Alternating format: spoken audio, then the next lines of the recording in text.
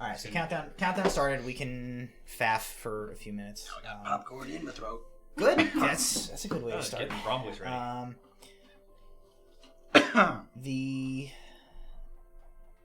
I do want to make this one family friendly. Just as a not that we're like Curtis is not here, so I don't really need to make that announcement. But okay, so every now and then you'll hear Alar curses in this language. Yeah, and it's because it's going to be Christmas Eve, so we'll keep it merry for this one. So Brom is definitely Joe Pesci. That's happening. I wish I had watched the movie. Wait, we can't shush. We haven't. They don't know yet. You told them last week what it was called. Maybe I did. You told them last night what it was called. Yeah. Yeah. Look, I'm trying to hype it up. You're trying to hype it up, and you're also yelling at me for keeping it a secret. Well, yeah. Don't stop dropping plot points 1 second before we start the adventure. Everybody's still peeing at this point. Yeah. There's peeing. There's eating Right at going the desk. on. I was just talking about what's happening at the table right now. You can't see the cameras. yeah, we gotta hype this. We're gonna hype this episode up. We're competing against Jesus for viewers this week. That's our new sentence. Tabletop Legends is bigger than Jesus. That's right. If it was good enough for John Lennon, it's good enough for us. Unlike your family's party, you're watching this on purpose. Yeah. I mean, which would they rather watch? A Christmas Story for the umpteenth time, or us? Fun fact, I've never seen Christmas Story, but it's because I refuse to watch it, because no movie deserves to be played 24/7 for 17,000 days in a row. It's a terrible movie. Have you ever seen It's a Wonderful Life? Yeah, didn't care for that either. Nah, I It's don't. a Wonderful Life? I like that too. I will watch that, but I'm not going to watch it. I know that this is, and it will make sense once the camera goes on to the audience, but I know that that's a reindeer hat. But she looks like Baby Yoda to me, and I don't know. I can't unsee it. This is the way. I 100% almost bought an Iron Man mask. Not that it's Why? even direct. It was at Goodwill, just like there, and I was like, I need something Oh, Christmassy. so then it was like a Christmassy. It was a Goodwill. It was like then it was definitely like a peed on Yeah. Iron Man mask. It was definitely well used looking, but He puts on his face. Oh yes, this was definitely urinated in. over smell. If it was, but if it was like a Goodwill, or maybe that's more dollar store brand. But I was like, it definitely can't be Iron Man because it's like it'd be like Aluminum Man because it's all brand. Aluminum Boy. That's right. Yes, Tungsten Lad. it's great value tin person. That's right. Can't be the Tin Man. That's also yeah. That's No, too he's close. probably public domain by now. Wizard of Oz characters. Wizard of Oz. Oh, No, I don't Disney know. owns it. Disney, yeah. Do they own the Wizard of Oz? I think so. They're assholes. They own everything. Maybe I don't I'm think wrong. they own the Wizard of Oz. They don't own the Wizard of Oz. No, Metro Goldwyn Mayer owns it. Disney owns MGM. Ergo. They haven't done anything with it. But I think maybe That's there's not characters. They did the Muppet one. The Muppet one with one of the best lines of any movie that I've ever seen. Let me see if Russell knows what I'm going to say. I was going to give you a hint, but I won't even because I think you know it. What is the line? But more importantly, I'm Mega Dog. I'm Mega Dog. Toto the dog is played by, what is he? Pepe the King Prawn. Pepe the King Prawn. Oh, man. He's great. Version. He's also got great line. There's also a later bit when they meet Gonzo, and he's the Tin Man, but he's like a weird technological Tin Man. And they're like trying to figure out what all these buttons do. And Pepe's like, and what do these buttons do? And Gonzo's like, nothing, those are my nipples. And then he's like, I love the Muppets. That and Muppet Treasure Island, where they're like, Rizzo the Rat is like, I just realized we're in the same room as a dead guy! Book it. And in, I think Muppets from Space is Pepe's first appearance, and he's got some great lines where they're trying to figure out things that can help Gonzo. At one point, he's just like, and I've got some loose jello, okay? And he's just like got some jello in his head. And then they 5 seconds. To be continued. To be continued. I did not realize that. Hello. Happy Tuesday. Welcome to Tabletop Legends. This is a special pre-recorded. If you could not tell by my... I hesitate to call this an outfit for fear of insulting fashion. You do it on a weekly basis. My choice of outfit, this is our holiday special. So it is pre-recorded. If you are watching this live, it is Christmas Eve. It is not Christmas Eve for us. This is the past. Isn't it? July 31st. It's Happy Arbor Day. Yeah. So we're pre-recording an episode because obviously, if you are watching this live right now, we are all celebrating the holidays with our own various families, doing our own thing. But we still wanted to have an episode to come up, and I can't resist a holiday one shot. I love them. So we are doing that tonight. Couple of quick things. We have if you've been watching our show the last couple of weeks, you know that we drew a Secret Santa a couple of weeks ago. Or what did you say? Gift goblins? Gift goblin. That's Never accepted. The debate is very heated. Too bad there's no live chat. We could have could have had them. Present orcs. That's just boxes of turds. We have Secret Santa. After our break, we're going to be doing that. There is a mysterious beeping in my house that's been going on for 2 weeks. Does it come up on the recording? I don't know. We'll find out when we listen back to this. I hope it doesn't. Once every 20 minutes, everybody at the table goes this, and no one knows why. It's a shame. It's also annoying to us because if we had been able to convince Matt that there was no beeping and he was just hearing it, that would have been really good. So yes, about halfway through when we take our break, after we hear from our sponsors, we'll be doing our Secret Santa gift exchange. We're going to give each other our gifts. We're going to open them on stream. That should be lots of fun. There is holiday food scattered about my table. We have obviously a holiday themed one shot. I have a special surprise for you guys, which I didn't tell you about. Oh no. And the table now shoots fire. That's right. What is he? But directly out of the cup holders in our faces. I've installed ejector seats on the benches.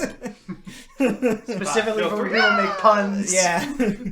There's a 3-pun rule. On your third pun, I launch you into the ceiling. Everyone has a launch key. And then you have to do the rest of the show. You do the rest of the show as just legs sticking out of the ceiling. I know where to get airbags for that, in case you really want to go with that. He twitched his left leg. I think that means yes. The ceiling is not high. You'd either be dead or real messed up. But there's also a severe layer of plywood underneath that plaster, so it's very solid. Anyway, so stay tuned. We're hoping that we can pull another little special surprise together for something that should wrap up our show tonight after we finish our recording. Hopefully, the universe comes together in our favor, and we have a little special thing from us here at ProficiencyBONUS to you out in the world. Or that is you don't because you've got here very late, but everybody else does. But hey, you know what? It's a surprise to me. I'm trying to pull something together. I'll play the role of the audience. I'm trying to pull something together in 3 days. So maybe I'm just full of crap right now, and there's going to be nothing. Anyway, let us proceed. Thank you for joining us. Welcome to tonight's episode of Tabletop Legends, the holiday extravaganza, the one-shot Gnome Alone. Boom. Hey. That's one of my puns. I'm in trouble. I'm going to get ejected into the ceiling. I love puns. It is the Midwinter Festival. The city of Niveria is blanketed in a dusting of fluffy white snow. Much of the city has been decorated to celebrate the occasion, with bows of evergreen cut and twined into wreaths and draped over doorways span all of the wards across the city. The lamps are lit and twinkle merrily. In the upper wards, lavish galas and prosperous gatherings are taking place. The nobility of the kingdom celebrating yet another year's passage, forging and reforging alliances. Elsewhere through the city, families and friends gather close. They raise a toast to health and fortitude against the remaining hard winter months and take comfort in one another. At the apartments at 28 Dorset Street in the Forest Ward, a group sit gathered around the dining room table, sleepily finishing off the last scraps of an exquisite meal. "You've truly outdone yourself, Stanfield," says Colin, patting the elderly butler just above the elbow. "Thank you, sir.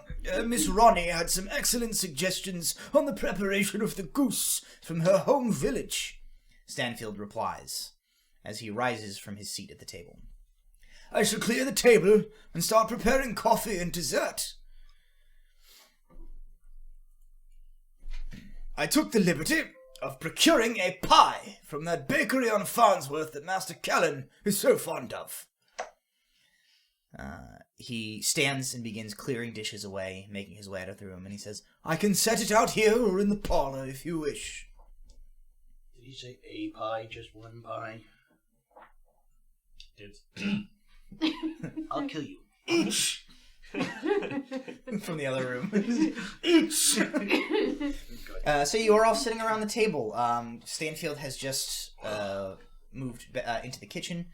Nomura, Colin, and Dimios are all there. You have just finished a midwinter festival meal. Solstice.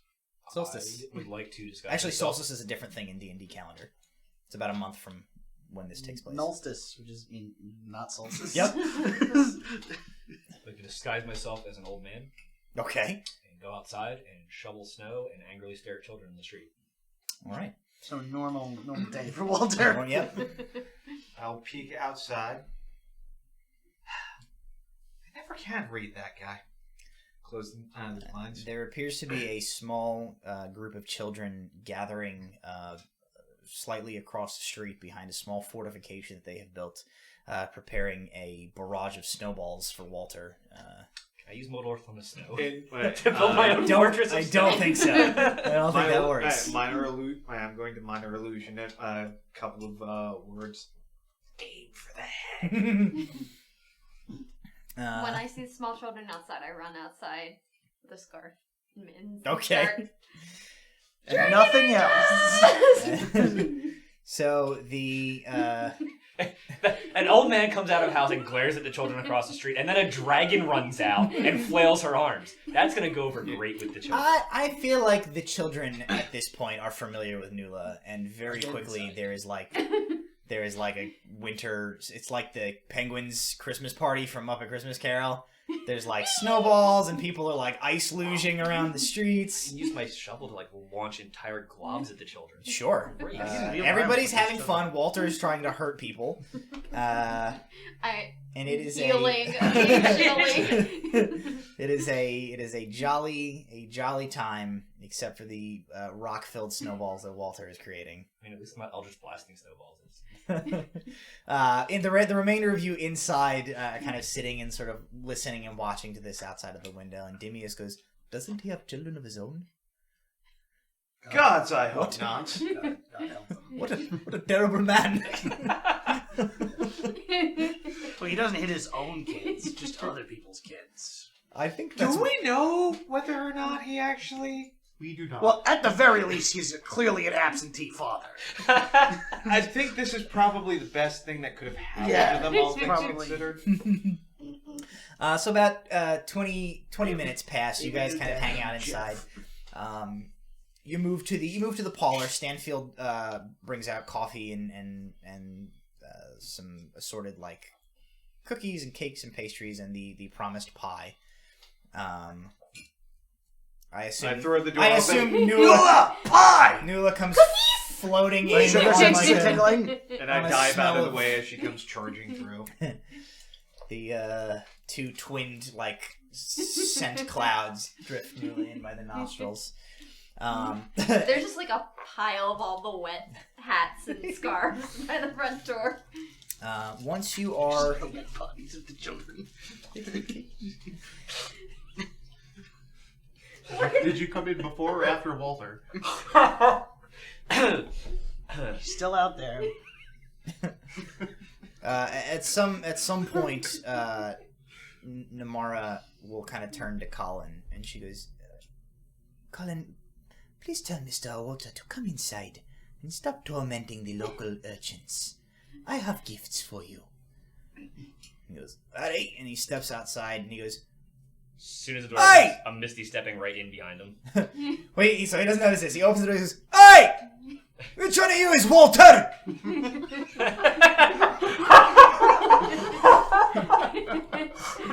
I'm just gonna sit down on the couch.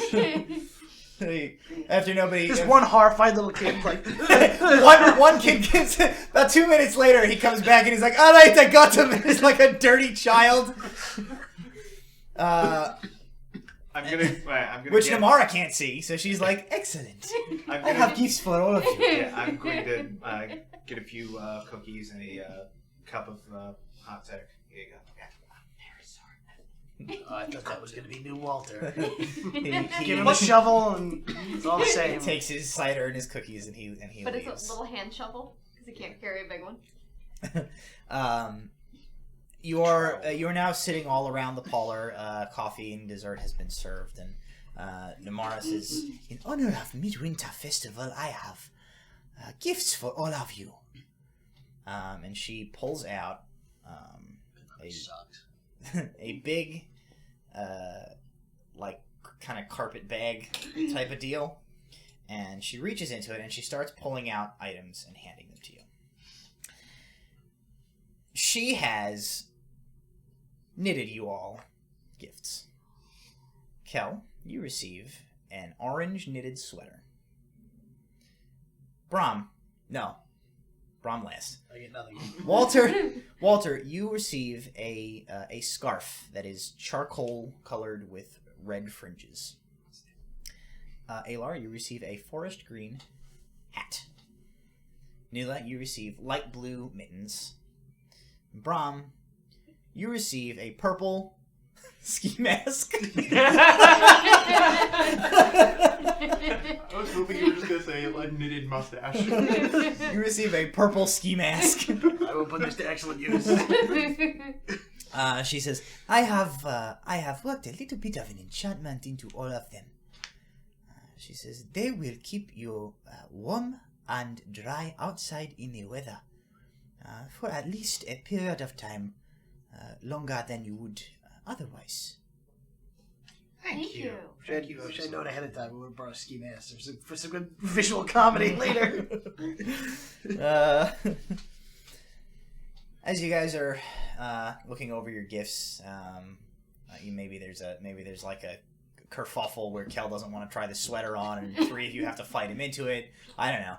I like to think that the ski mask has eyebrows and a mustache. It's a very expressive skin. If there isn't a minor illusion somewhere there. There's 2 little like cones where his like teeth tusks are like sticking up. Yeah. It's got like holes in it for the teeth to come out. There is a loud thunk. I thought we pissed the DM off for a second. How dare you be jolly? Shut up, it's narrative time. There is a loud thunk as something smacks into the window. A moment later, thank you, a slightly dazed-looking owl flaps up onto the sill and stares at you. Open the window. You open the window. Wait. And it rips off your face. I That's what owls do. grab Scooter and I stuff him in my coat pocket. Nope. The owl hops into the inner part of the sill and looks Nula around. has a new pet for the rest of the campaign. Okay. Looks around at each of you for a moment. Seems to be scanning. And just kind of stays like that for about 10 seconds until Stanfield walks back into the parlor carrying a fresh pot of coffee. And as soon as Stanfield walks in, the owl looks to him and its eyes glow blue. Its eyes glow blue and runes begin to illuminate down its feathers. It is a messenger. I relax from my crouch and getting ready to dive on Stanfield to protect him. No, you guys immediately recognize this as a messenger sparrow, but an owl. Everybody in the room who was like, nothing, slowly putting everything away. The feathers and the eyes illuminate, and it opens its beak, and as soon as it does, a calamitous din starts emanating from it. It sounds like a dozen people are all shouting over one another at once. After a few seconds, there is a wave of shushing noises that come out of the bird, and then a single voice speaks. Mr. Stanfield. Mr. Stanfield, my name is Alistair Mack. Your brother Randolph, he works for an acquaintance of mine here in Turnier, and he told me that you work with a group of wizards who have some relic hunters on their payroll. There is an emergency, Mr. Stanfield, and, well, you might be our only hope. You see, I've taken the whole family here to Turnier for the holiday, except it's my son, Mr. Stanfield, my son Cavern. There was a mix-up and... Well, he got left behind in the chaos of getting out of the manor and heading to the transit hub for our portal. We didn't realize he wasn't with us until we were already here in Turnier. There is then another burst of talking as the other voices return. You hear, like, half-shouted explanations and accusations and justifications all running over one another for another few seconds before there is a second wave of emphatic shushing noises. And silence comes over the room for a moment before the single voice of Alistair Mack comes from the owl once more. And he says, "We're trying to get home, but there was some sort of mishap in the Turnier hub shortly after we came through. Someone was trying to smuggle some faulty spell scrolls through, and they misfired in the station. The whole thing is filled with snow. They say it will take days to dig out and get operational again. My wife is trying to find another way home, but at this rate, I don't know that we can get back before the Midwinter Festival passes, which is when this owl should reach you in Niveria. Mr. Stanfield, please, can you or your wizard friends or their relic hunters go to our house and find Cavern? He's a smart kid, maybe too smart sometimes, but he's only 8 and he's already been home alone for several days by the time this will reach you. Please, Mr. Stanfield, our house is in the upper ward on Winnicta Street, number 671. The blue glow begins to fade from the bird's eyes, the runes growing dimmer as the message winds down. You offer a cookie to the owl. Suddenly the runes flare up again, and the voice of Alistair Mack adds hastily, and my wife is a guild arcanist, so our house has a lot of arcane protection, and she's custom built into it. Whoever goes, please be careful. And then the lights fade from the owl and goes dim, and Why didn't you start with that? it a really important bit. hops back onto the windowsill, looks at your cookie, and then takes flight out the window and vanishes into the dark night sky. Friend, come back! No, they're carnivorous. Friend, I'll find you meat cookies! Burgers? It's okay. It's okay, Scooter. It's okay. It's gone. It's okay. Cal, how do I want one? I know about rocks and buildings and history. Maybe Not we can find that guy with the birds. jacket in the alleyway. Get some meat cookies. I saw him outside behind the kids. Whoa! He's only there for a little bit. I don't know where he went now. Right. So, I guess we're going to be testing these new gifts of yours, Lamar. Stanfield's like, oh dear. Why do you think you could help? He said, I suppose he's staying with someone that my brother is working for, is what he said. That's how they knew to contact me. It didn't sound like he thought I could do it, but... Is there a whole family butlers? Yes.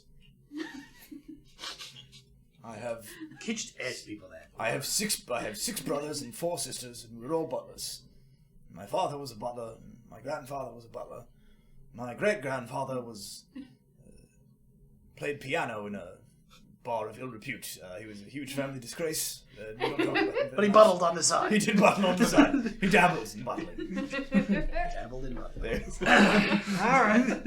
I go and I pick up my heavyweight coat. Guess we're going to visit to the upper wards, kids.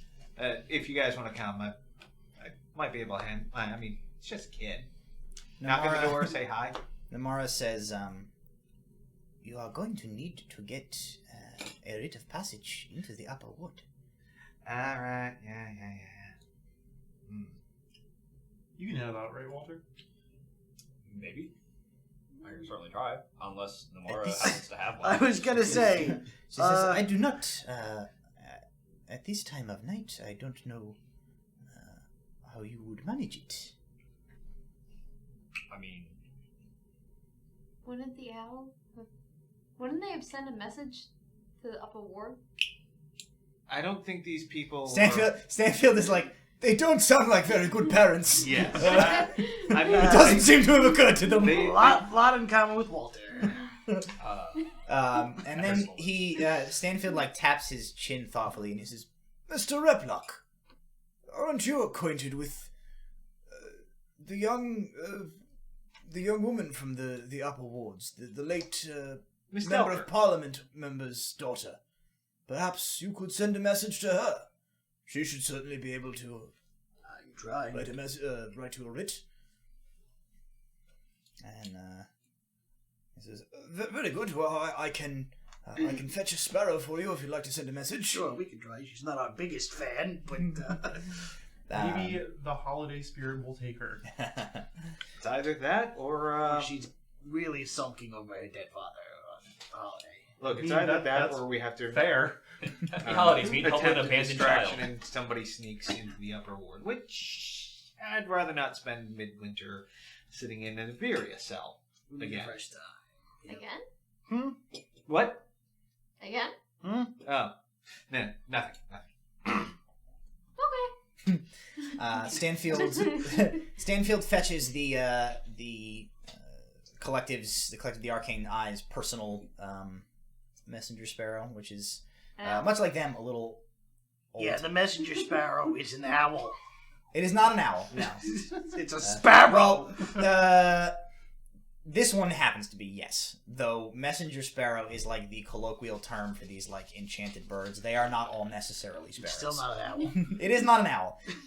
It's like it's kind of like a barn swallow type of deal. So about We're gonna send a 3-ounce bird out in the middle of winter. they're very magic. Like they're enchanted. Very determined. No, they're like Does anybody have a coconut? They try very hard. they are not normal birds. They are able to travel much greater distances than a normal bird would. They are able to survive much harsher conditions. Can I name it? It already has a name. Its name is Archimedes. Original. No, Scooter. Okay, get out of here. You're not eating that. Get in the coat. There is a German doctor downstairs who. Out of there. Don't they? It's filthy in there. Don't they? Ribs grow back. No, they don't. Oh, don't be such a baby. Lips go back. No, they don't. Anyway, the bird is held out to you. You can recite a message to the bird and send it off to Miss Tabitha Delker. What are you saying to her? Hey, how's it going? Bit of an emergency situation. There's been a kid left alone by his parents. We have to go make sure he's okay. Can you get us a writ of passage into the upper wards? Mention the family name. It's the Mac family? Yes, it was Alistair or Mac. Yeah, it's Alistair Mac's kid. Catherine. Son Catherine. All right. You bring the bird to the window, hold it out, and it flaps off into the night. Then you wait about 20 minutes, about 30 minutes, about 35 minutes. She's like, man, I hope she's home. The bird comes back. You guys let it back in. The runes and its eyes illuminate, and the voice of Tabitha Delker speaks from the bird's beak and says, Mr. Replock, I have received your message, and it is agreeable to me to assist you in gaining access to the upper ward, in that you can look in on Lord Mac's child. It should be terribly dreadful if anything would happen to the young lad. I shall call upon your residence within the next hour and escort you to the upper ward myself. Cool. Sweet. And about 20 minutes after that, there is a tap, tap, tap, a knock on the door, and outside stands Tabitha Delker, dressed in warm clothing, a the same emerald green cloak that she had worn when you saw her last time. She has one of those what's it called? Muffs. Yep. What's a balaclava? That's that hat, right? Balaclava is that balaclava. Yeah. No, she's got one of these, and she just kind of stands there, like cheeks are a little rosy from the cold, and she says, "All right, if you're all ready." I grab one hot coffee for the road. Here you go. Oh, should we ask our kindly wizard friend what our magical items do before we just go putting stuff on? She told you they will keep you warm and dry. They're okay. enchanted. They're enchanted to keep cold and wet off of you. I will offer the coffee to Miss Elker since she politely declines. And you guys, as you guys kind of begin to bundle out, you walk out the door. In a few moments, you get about 10-15 feet down the street, and you hear the door opens up and closes again, and Stanfield, bundled up in a big winter coat with a cloak and a top hat, comes out and he says, "No, I would feel remiss if I did not accompany you. The letter was sent to me, though I shall think that if there is any danger to be dealt with, I should stay well away. I'm not as sprightly as I used to be, you see." We saw you dancing before. You're fine. I will loop my arm with his so that if he were to slip and fall, I could go. Okay. If you slip and fall, you are 400 pounds, so you will die. If he slips and falls. I'm just grabbing the back of Nula's jacket. Just let here. through the snow. Yeah! Mush! Seeing that, I'm just side-eyeing Roms just to I'll kill you. The shovel comes to his sled. I've shoved my hands into my coat pockets and I'm You used your disc thing. just sled. following the stealth. Can I have 10 minutes? closely. Can I have 10 minutes? To do tensor slowing disc? I'm gonna sled my way there. Okay. You do that, sure. You guys set off down the streets of the river ward, of the forest ward, heading around the concentric rings of the city, moving your way further in and towards the upper wards. There are not too many people on the street this time of evening. It's getting a little late, but there are lamps and fireplaces lit in many homes, and you hear the sounds of many a gathering taking place inside a lot of these buildings. As you approach the one of the many squares or plazas of the city, as you're starting to get closer to the upper ward, you pass what appears to be a group of carolers, except the group of carolers includes Stephen the guard and the meat guy. And as you kind of walk into the square, they're in the process of being like, "Silent night! What kind of ground is it? Holy night!" Stone. And there's a chorus of cats in alleyways, people are clearing the area. You see a window break nearby. I know you have a spell that can make us blind. Do you have a spell that can make us deaf? For my familiar's sake, I snap my fingers and send him back to the celestial realm, so he does not have to experience that. Could be worse. Could have been the little drummer boy. Don't give them. And for our next song, faster, faster, faster! I'm just hustling the stealth girl. Crowbar Plan A comes out a little bit. No. I'm just gonna turbo paddle with. She leads you guys onward, and you get up to the you get to the gates of the upper ward across the main plaza. The guards there don't even stop you guys. They exchange a nod with her. They are clearly familiar with who she is. She not yours. Grandma got we don't have time for that in this one shot. What about everyone's favorite hit? Grandma got run over by an owlbear. Time for that.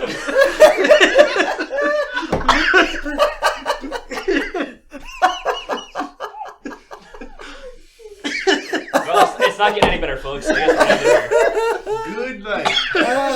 that's all, folks. We were gonna do a Home Alone shtick, but it doesn't. Tune matter in now. next year for whatever find out there. So, important follow question. Does that mean that there are flying owlbears? Yes, Virginia owlbears can fly. Oh goodness. Whew. Anyway. He's got a whole show of just D&D's Christmas buttons. So you make your way through the upper ward. You head. Tabitha Delker leads you to a portion of the upper ward that you've not been to before. It's not quite as lavish as the large estates with their wide landscaped properties where like the Delker Manor was, but there is still a clear display of wealth and prosperity among those who live here. There are large, spacious houses with respectable lawns and well-maintained drives that line each side of a wide cobblestone street. Decorations? Oh, you wait. I'm weaving a rich tapestry of Christmas joy. Weave away. Oil lamps. The oil lamps here, their glass panes have been meticulously cleaned and are free of soot. They shine cheerily, illuminating the path quite well. Most of the homes here are dark, or lit merely by a few perfunctory lamps on both sides of the street. The galas at the homes of the nobility, as well as the royal feast currently going on in Mithlinday Castle, are likely where there's the beep. Are likely where most of the occupants of these well-to-do domiciles are this evening. There is, however, one exception. As you approach the designated address, come around the curve of the street, you see the house that Alistair Mack gave Stanfield the address for. You can hear a commotion and see the vibrant glow of lights, and hear a raucous clamor as if a jubilant gathering is taking place. Rounding the curve of the street, the house comes into view proper. It is a 2-story brick building with white-paned windows and dark shutters. The neatly trimmed hedgerows, as well as the twin columns that hold up a small awning over the front door, are glittering with hundreds of small fairy lights, which are popular this time of year for those who can afford to have them crafted by guild artificers. The shutters are open, bright light pouring out onto the front lawn and the street below from the house, though the curtains are drawn shut. The loud, joyous sounds of a string quartet drift from the house, and as you watch, you can see figures moving from room to room inside.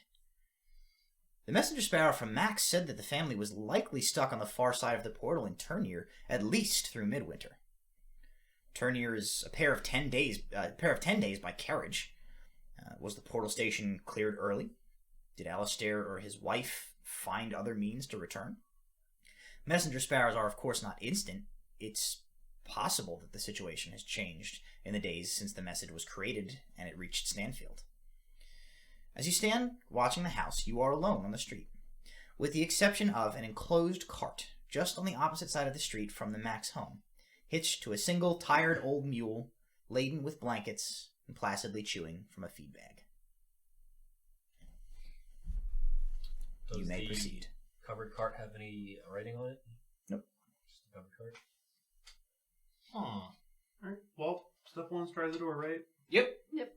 Alright, Maybe that's I would like to approach the door. Okay, so as you, you know what? I do actually need these right now. Give me.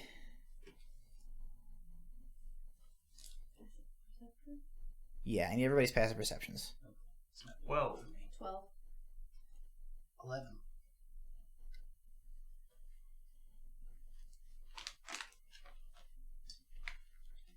15. 15. And Walter? 10. 10. Oh, I'm not the worst. Nobody needs points in the wisdom. So as you approach the Points in the leg breaking.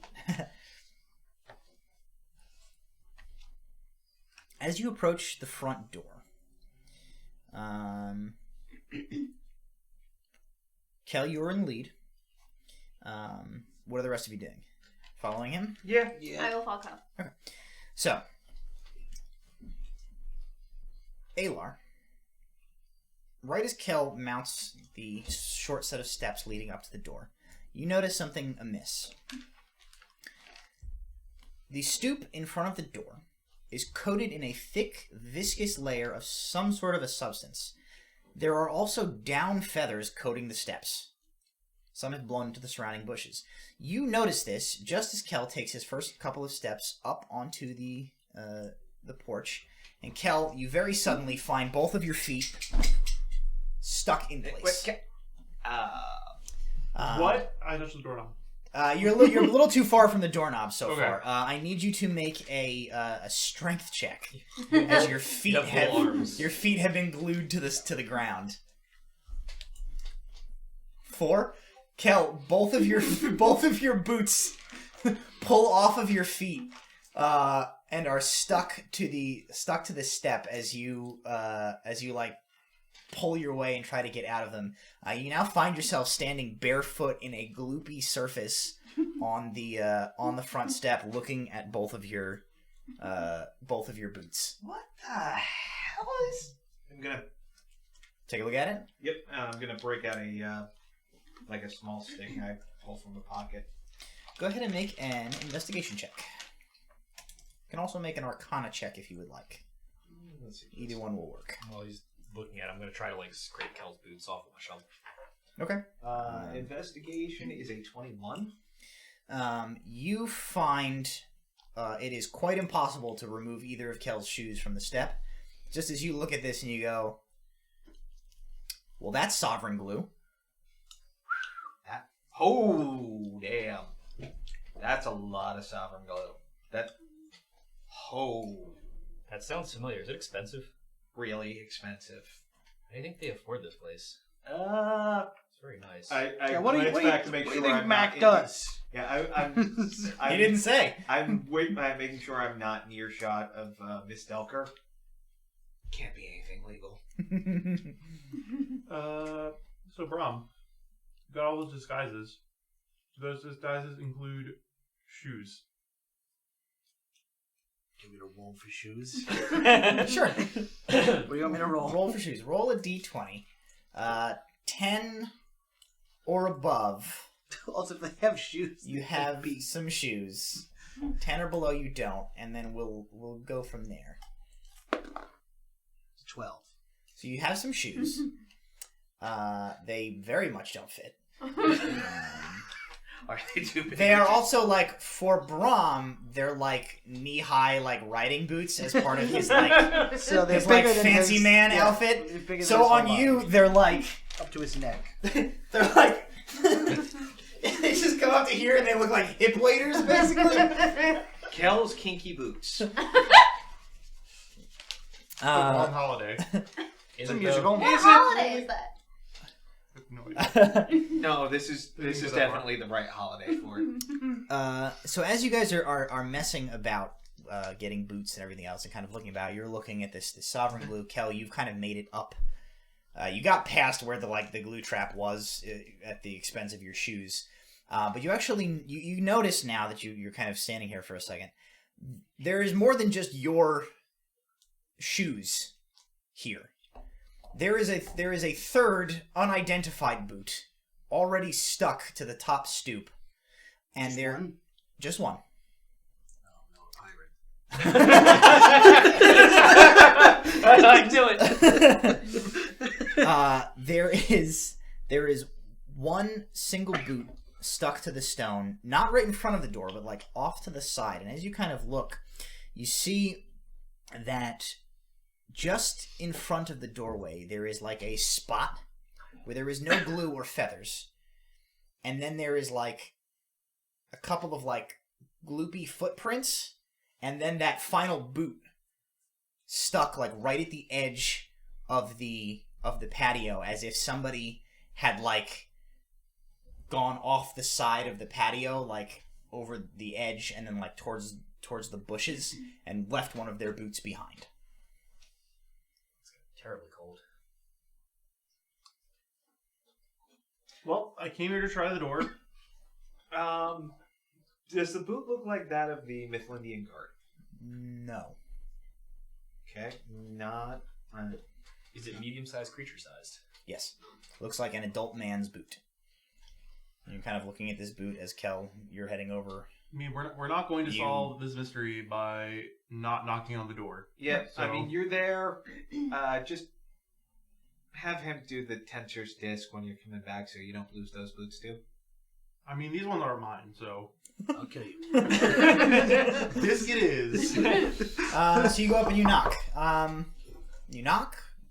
There is no response from within, except you still hear the sound of what sounds like a party going on outside. Or inside, rather. Alright, well, I'm gonna try the door. Okay. Surprising no one. Except for maybe Becca. You reach out and you grab the doorknob, and you immediately take 1 point of fire damage as the door is blazing hot. The doorknob is the metal of the doorknob has been superheated, and you pull your hand away and it's all blistered already, and you take 1 point of fire damage as you've badly burned your hand. Ow! Is this what I do to people? Yes. Oh no! It's more like what I do to people. Oh no! Fair. I mean, little column A, large column B. I'm going to have to do things differently in the new year. I'm going to turn over a new leaf with this opportunity that I have. Uh-huh. Mm-hmm. Let me just heal that Cal, way.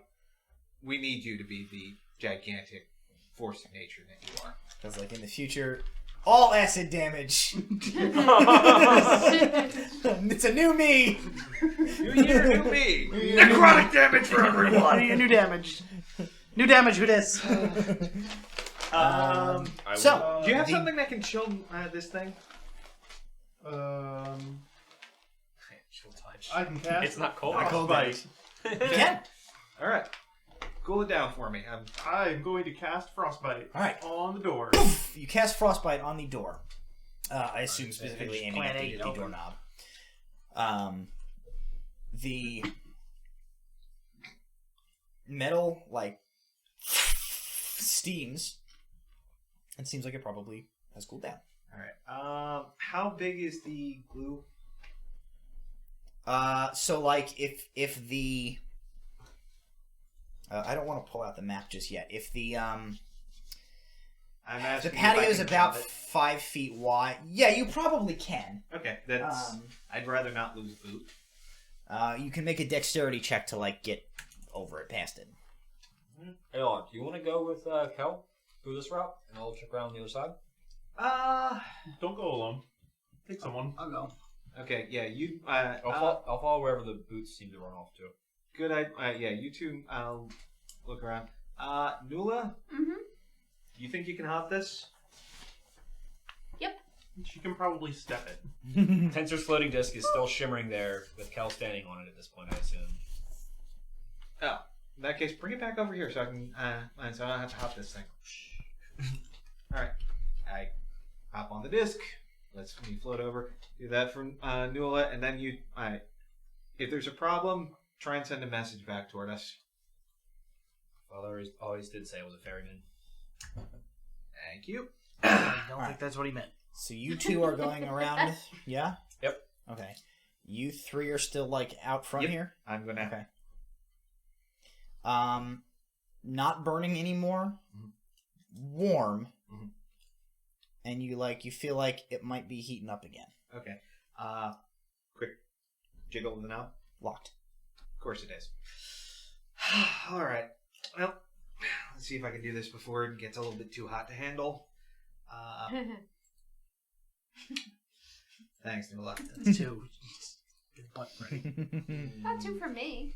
You definitely So that's a 14. So you quickly slip your thieves' tools into the lock and begin to try and pick it.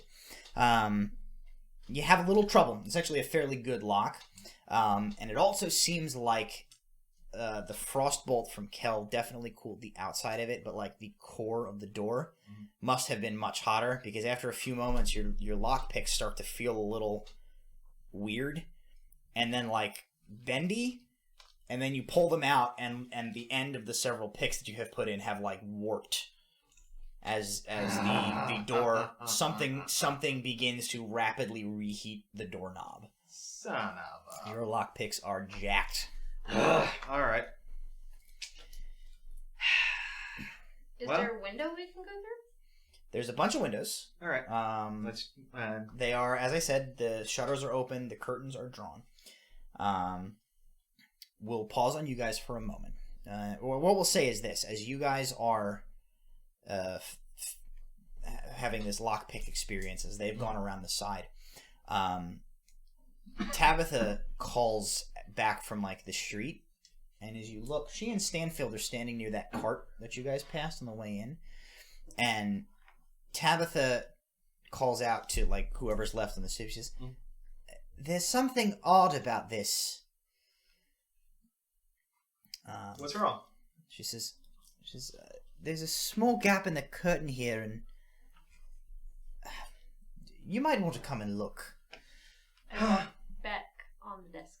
Okay. I'm just gonna leave it there. Okay. At this point. So if it's like there, you guys can probably like leapfrog over the gluey stoop to get. Let me see how long it lasts without anything. So as they're heading towards the cart, you guys are moving, following the boot trails. It leads you around, like if you're facing the house, you go around the right side of the house. There is more like windows and various. As soon as we round the corner of the house, the disc starts to follow me. Okay. It will never be more than 20 feet away. Gotcha. So. Okay. Then we're just so gonna then you have guys to are having to, you guys are gonna have to jump. Okay. So as you, we'll get back to you in a second. So when you go to get off, you guys round the house and you make your way around and you're kind of looking. You don't really see anything after the initial right off the stoop. You see there was some down feathers in like the bush. Make a little bit of a trail as if somebody who had been like coated in these feathers went that way. But by the time you get like around the corner to the side of the house, there's not really a trail anymore. So you just kind of make your way around, and as you get around to the back, you see there is a staircase leading down to like a cellar door, and then beside that, what the hell is she doing down there? Beside that staircase, there is a kitchen. What looks like a kitchen door. With it's one of those like split doors where the top opens and the bottom opens. It's closed. It has a window in the top part, and there's like curtains drawn over it. Though you can see light from within, and you get the impression that you're like behind, based on like where the chimneys and stuff are. You think you might be behind. Like this is the kitchen. So you have a. Is she on the? What is she doing? What are you doing, you maniac? Go lay down. Oh, she was on the shelf. She's on it. She was like that. What a nut. The map has probably got dog prints all over it. Yeah, they got dog prints all over the map. So you have a staircase down towards the cellar door, and you have a door to the looks like the door to the kitchen. Which one you want? Rock, paper, scissors? It was cellar and kitchen. Cellar or kitchen? Stairs down to the cellar or kitchen door. Let's try the kitchen door first. You approach the kitchen door. There is, as you get up towards it, you hear a thunk and a creak from beyond the threshold, and you see actually a figure looms up behind the curtain. You see kind of like the silhouette of a man at the door. And then you hear from inside, "Who is it?"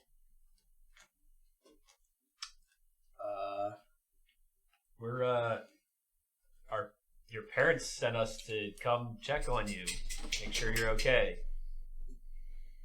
You hear, there's a brief pause, and you hear, "That a fact? Get the hell out of here!" No. It occurs to me we might be slightly suspicious. What do you mean? As Brom is wearing.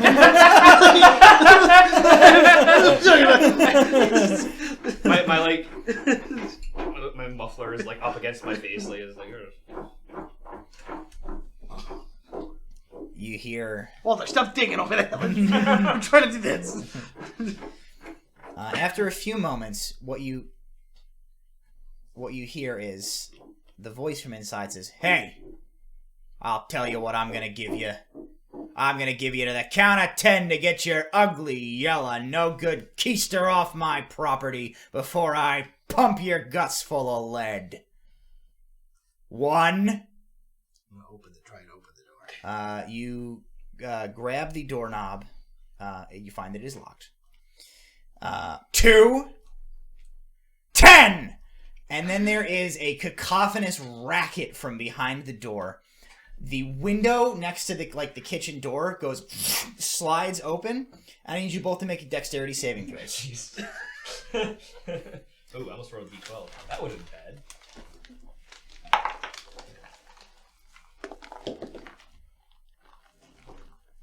How'd you do? 21. Nat 20 plus Nice. 2. So from behind the door, you hear, and the man's voice going, accompanied by the whistle of several dozen small rocks being hurtled at a tremendous velocity out that kitchen window directly at where you're standing. You guys have to dive out of the way, crashing into the snow as a multitude of small craters embed themselves in the ground where you had been standing. After a few moments, the last sort of stops. You hear the window goes, and then the voice from inside goes, "Keep the change, you filthy animal." And then everything grows quiet again. No, I'm sorry. I'm just picturing you getting up covered in snow. That's racist. Still wearing my face. Meanwhile, back at the front side of the house, Tabitha Delker has called somebody to come check out this carriage. It's strange. My dexterity check is a 15, so I hop over. You clear. You're good. And I approach the cart. Okay. What are you guys doing? You still up by the door? I'll come by. You go with him? Yep. Okay. Dexterity check to get back over that stoop. Saving throw? No. This one's a check because you're aware of the trap here already. Can you just carry me while you do that? Just toss him. I'll catch him.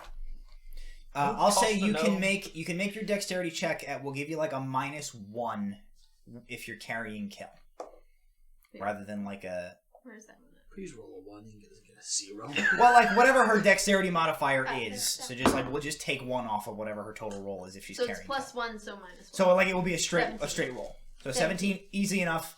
Carrying Kel, you just hop the steps and land back on the front walk. As you guys head over to the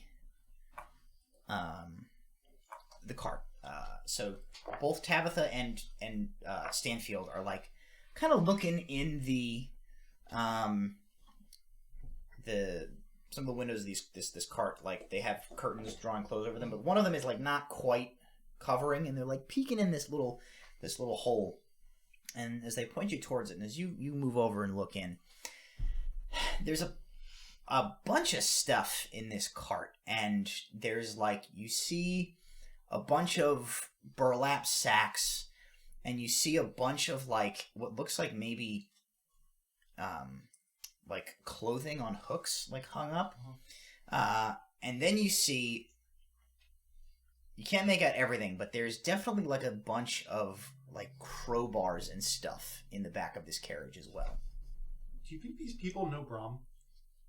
Brahm, do you know these people? Brahm is hundreds of feet from you.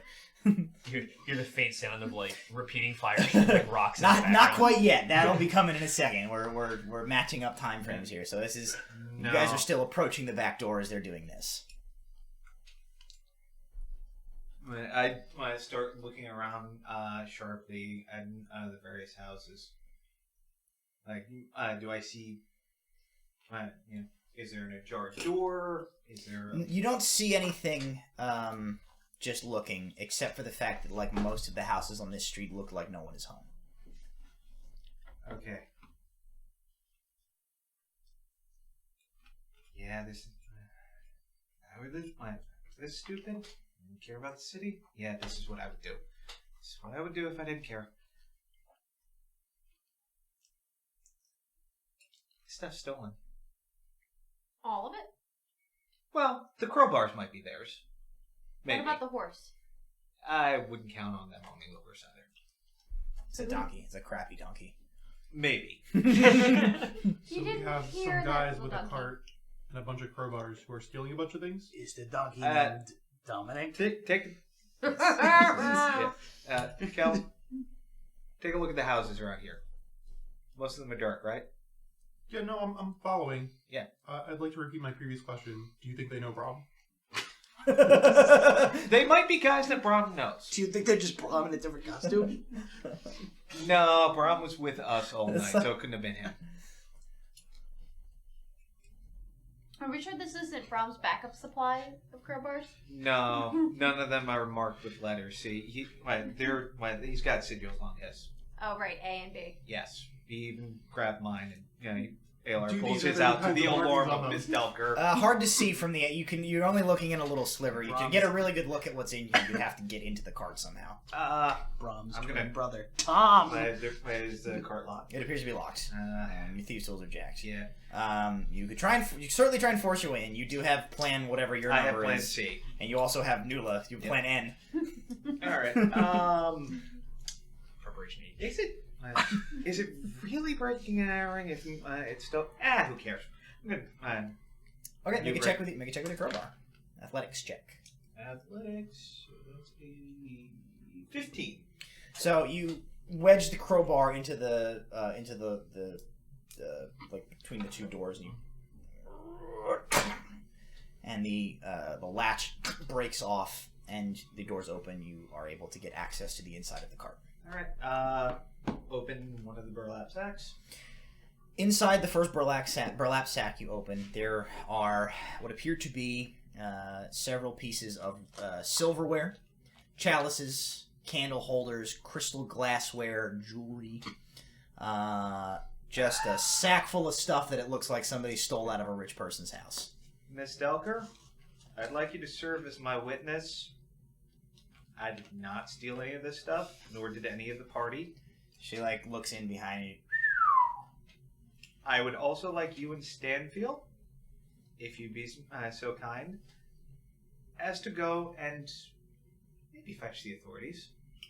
Nula, what's the name of the guards you like? We can find them. That's probably better. Yep.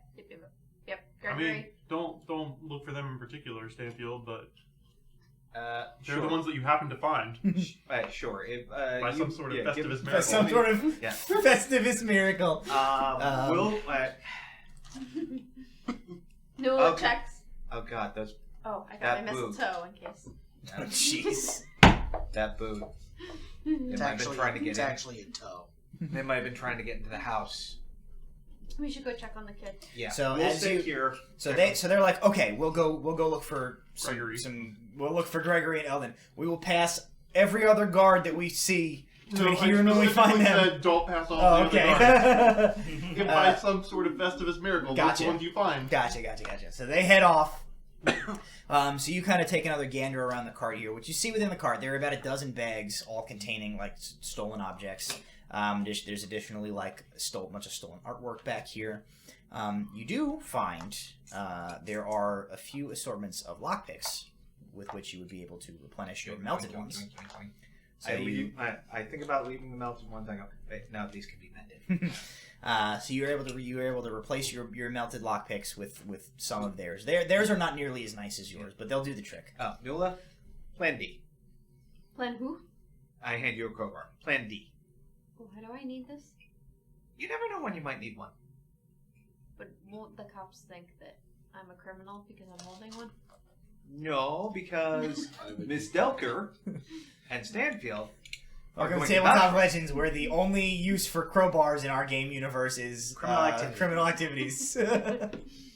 Besides, we are relic hunters and adventurers. And throwing it at people's heads. There are times where we might need one, and Brom is unavailable, and I'm unavailable. I have no idea if Walter has one. He kind of relies on a shovel for everything, but go with me on this. Universal tool. Swiss Army shovel. Most prominently back here, so among those clothing items you see, there is hanging within the cart. There is a Mithlindian City Watch uniform. Son of a... And it is that point that from the back of the house you hear. I take cover on the other side of the cart, bringing up my hand crossbow. I do not react. Silence after a few moments. Are there children's shoes in the back of the Roll a d20. 8. There is one. I'm And taking it it is with me. it is a girl's tap shoe. I'm So taking you're it gonna with have, me. Okay. you're gonna have one key boot. You and have like, one girl's tap huge shoe. boot and one So- small girl's tap shoe. We're just gonna hear. Yep. No, I'm not putting it on. Just carry it with Oh, me he just has it. in case. Okay, you got it. From the other side of the house, they just hear. Ow. All right, so you have heard that from the back of the house. What are you guys doing before I switch back to their point of view? Like I said, I heard the noise, so my first reaction is take cover. Yep. So It does pass after a few moments, and like nothing has harmed you or anybody in the vicinity. We should go check on them. Yeah. We Let's, should check on them, and we need to find a way into the house. To find all out right. what's You going on. you two go check on them. I'll see if I can get through one of these windows. In the front? Yeah. All right. Look, He's gonna commit crimes on the front of the house.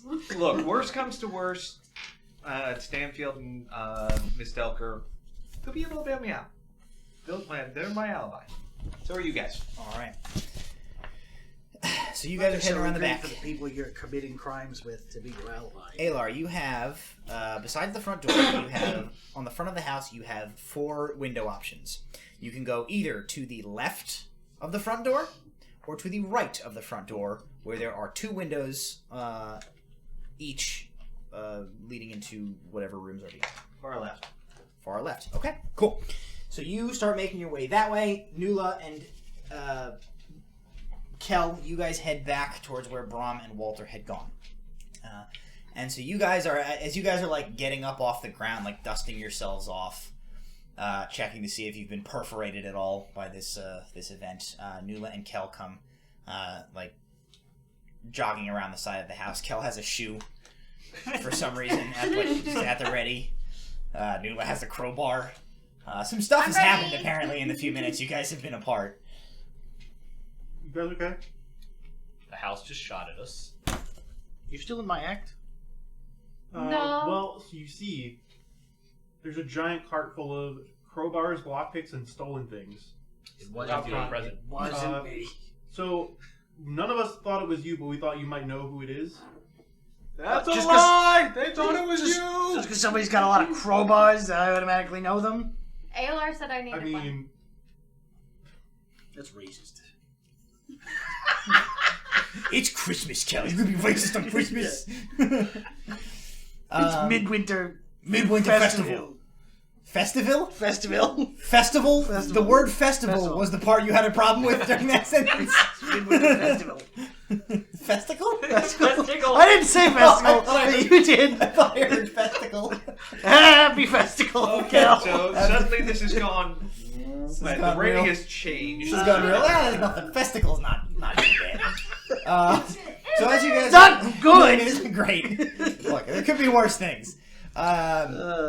As you guys are having this conversation in the back here, you're making your way towards the window simultaneously for all of you. This is like as you're reaching that window, and it's kind of up above you a little bit, but you think you can kind of figure it out.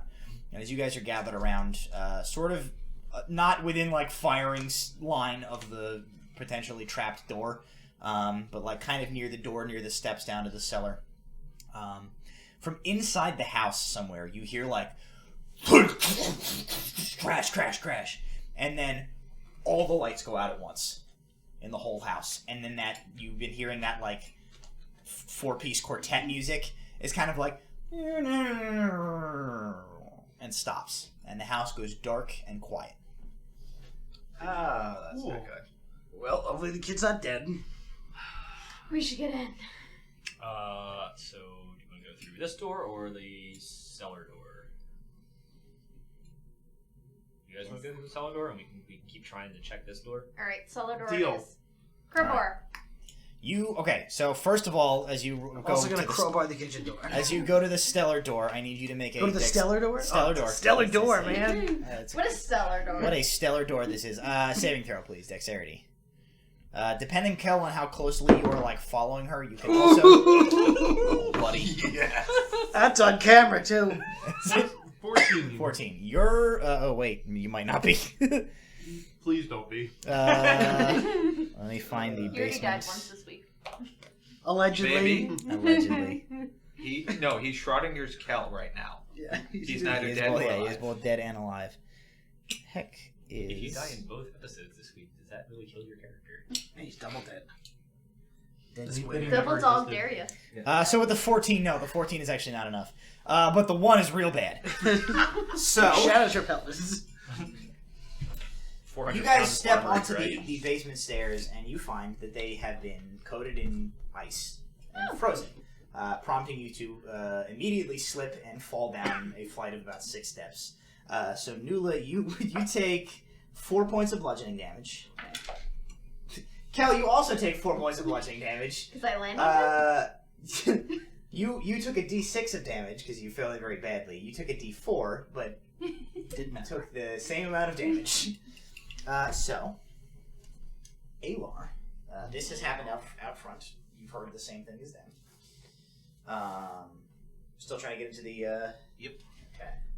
I hear the music stop. Oh hell! They probably got. They must have gotten in the house already. Some of them. I start cursing in. We'll go with Elvish. We'll start with Elvish. Yeah. All right. Let's see how. that Pardon goes. your French. Thank you, Reddit, for an actual map of the McAllister household from Home Alone. Wow, Reddit, you had nothing better to do. Time. Listen, Yeah, have you been on Reddit? They did it, and I didn't have to. I'm very happy about this. Reddit So- literally has nothing better to do. Kel and Walter. Or Kel and Walter and Brom. And Alar, you are Dead. by the piano there. Okay. Good. All right. You guys smack into the bottom of the step there.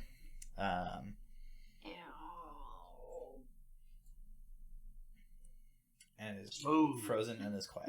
Yeah, you guys just hear like as they crash down the steps. You dead? Nula's in armor too. It's very loud. You dead? It's like somebody threw a sack full of nickels down a flight of stairs. Nothing's hurt except my dignity. You keep that to yourself, young man. So, I need you to make a check with your lockpicks to try and get your way into that window. 19. Okay.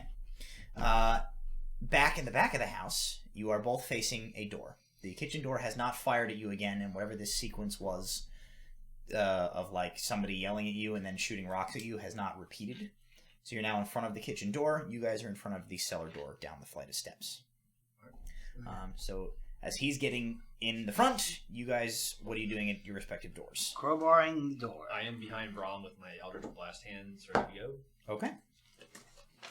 And you guys crowbarring, I'm also, crowbarring the basement? also, when we get the door open, I'm going to open it and then, like... It opens in. Oh, God.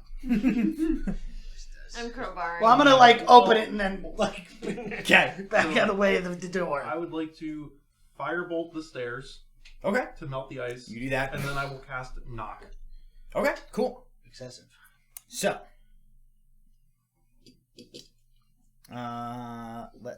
we'll resolve all of these simultaneously. Everyone dies. Does knock cause the door to, like, open, or is it just unlock it? It's like the older edition. It just unlocks the lock. So the door was locked. It will definitely a target unlock. that is held shut by a mundane lock becomes unlocked, unstuck, or unbarred. So it definitely unlocks. It does not say that it opens. Okay. them. So we'll say, like, you're able to cast knock. So you cast this spell. There's, like, sort of a ghostly, slightly incorporeal, like, thing of magic kind of floats off of you. And when it, like, washes against the door, you just hear this sort of spectral, and then you hear a moment later as the basement door unlocks. At Nula, as you're, like, crowbar at the ready. This is much easier. You're right. Brahm, you achieve pretty much the same effect, although the door is now broken. So you break the lock off. You hear it snap in the frame. The door comes loose, and it is like you can push it in at this point. And you said you're pushing and then like just okay. You push the door and like back up, and it's a good thing you did, because as soon as you push the door in and it opens about 3/4 of the way, a gout of fire just goes.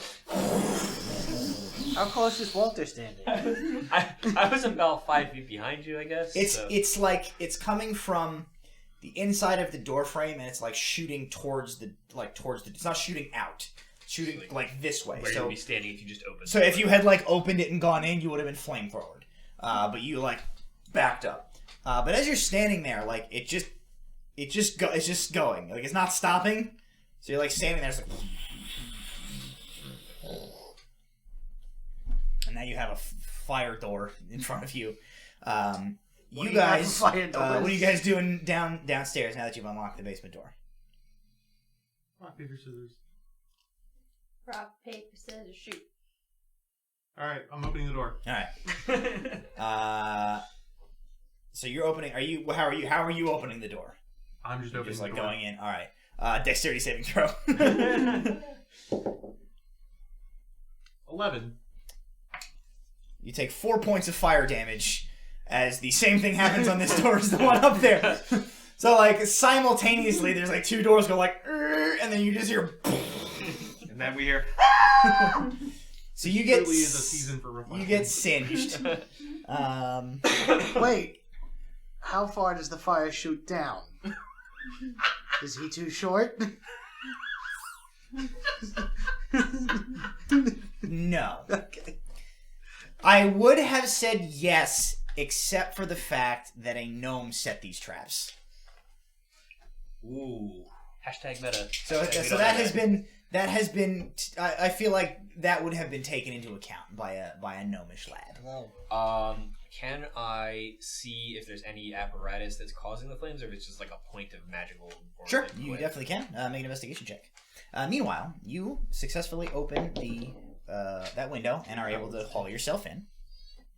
Let's see. That's area 4. Okay. Plop down behind the piano. All right. All right. You look. It is dark in the room. You do see there are what looks like a bunch of mannequins in this room, and as you're kind of like looking, there's a bunch of like strings and pulleys attached to them, and you start thinking about the like figures you saw moving around inside that looked like a party was going on, and you're looking at these mannequins, and it looks like maybe this whole thing was like an elaborate ruse to make it look like there was activity in the house. I don't know whether I'm dealing with a genius or a psychopath. Or not both. Might be both. Alright, Scooter. Let's go find this kid. Alright, so what's your plans? Let me see. I got a 9 on the investigation. Okay. I will proceed. So you got a door there to your right, or to your, was that his left? Which way is it? To my left. That'll be your left. Yeah. And then a door like that. You see that leads into like a foyer type of area. Okay, if I were a wily kid, where the hell would I hide? Upstairs. That's defensible. So you I'm gonna head towards. raise your foot to take one step, and then you go like, ugh! And you look, there are iron caltrops covering the entire floor space of this area, except for like right behind the piano where you jumped in. And as you're looking, about 5 feet to your right in front of the other window, there's like a bunch of blood on the floor. Not enough that like there's a dead body somewhere, but like somebody has already come in the other window and got caught in this trap. There's like bloody footprints. They're already in the house. All right, Scooter. I'm gonna need you to help me out here. See if you can sniff out anybody. Go on, little guy. I'm gonna send him on it. Okay, so he's gonna have to make some checks to try and get out of this room without getting caltropped if you're putting him down here. It's alright. Okay, so go ahead and make a dexterity. You can make either, we can call it athletics, we can call it acrobatics, however you want him to try and navigate around the caltrops on the floor to get out of this chamber. Probably acrobatics. Give me 1 second to bring up. Just throw him out the room.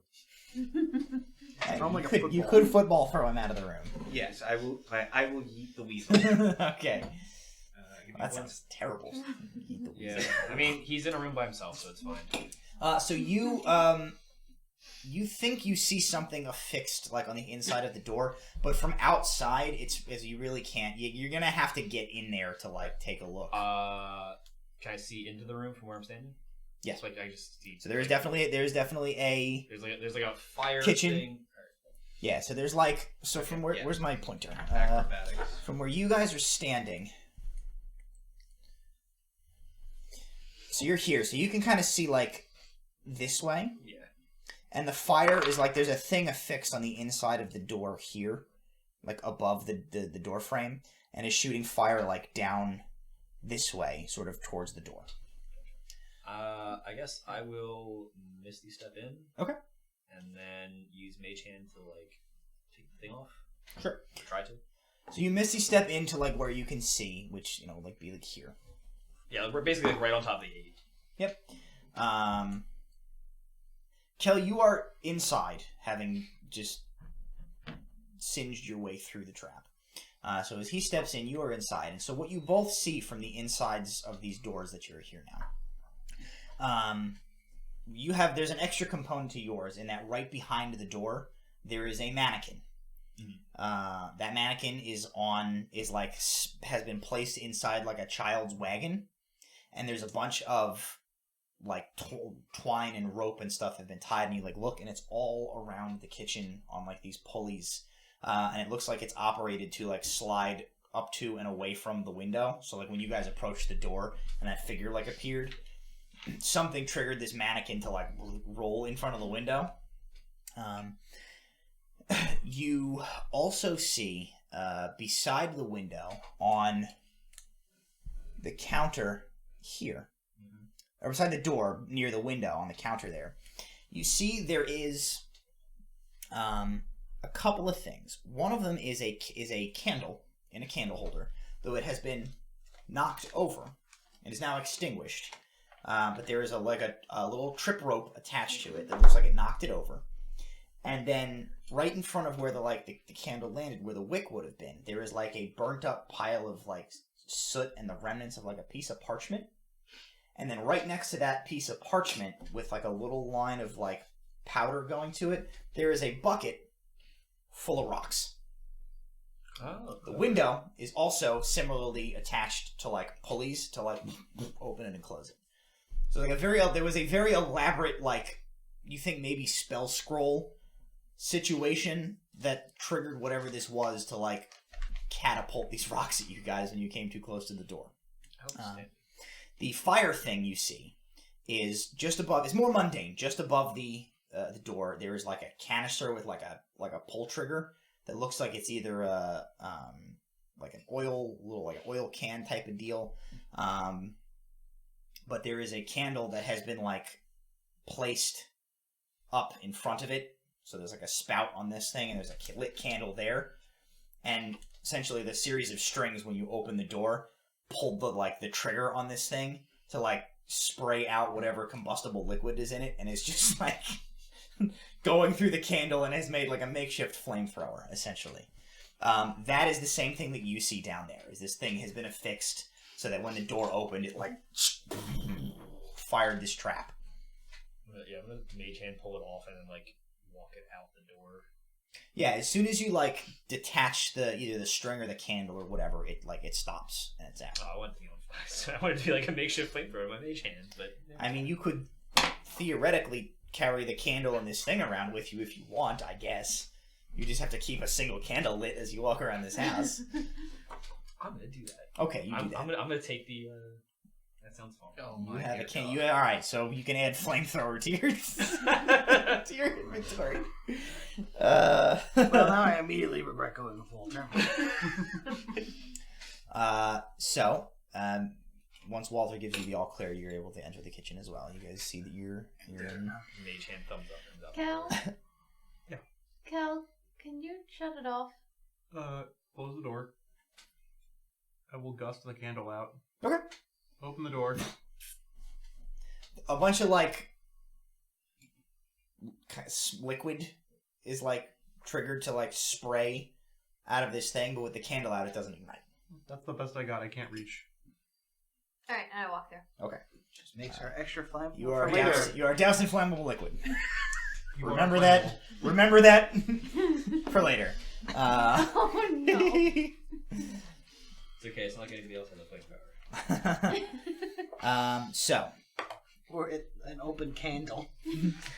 So in the kitchen, as you're inside the kitchen now, so you saw the large mannequin, you saw the contraption, the extinguisher. Other than that, so there is a what looks like a pantry over here.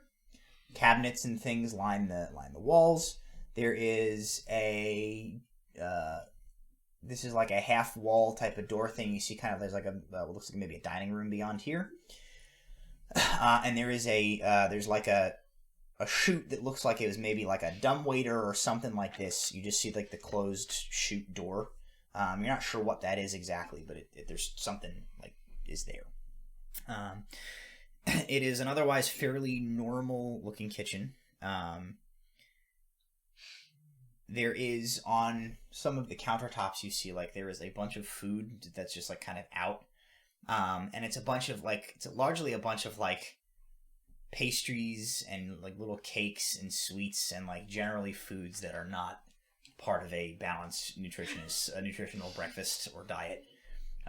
Just kind of like litter the kitchen from where you see. And that is... I will take one. Okay. Here, give me one too. I want one of Clavin. I'm also going to take one. Okay, you take treats. They're poisoned, you die. No. Cool. You see, Good way to go out. or you hear, rather, first, and then you see the patter of water. And you look around, and this was a mistake.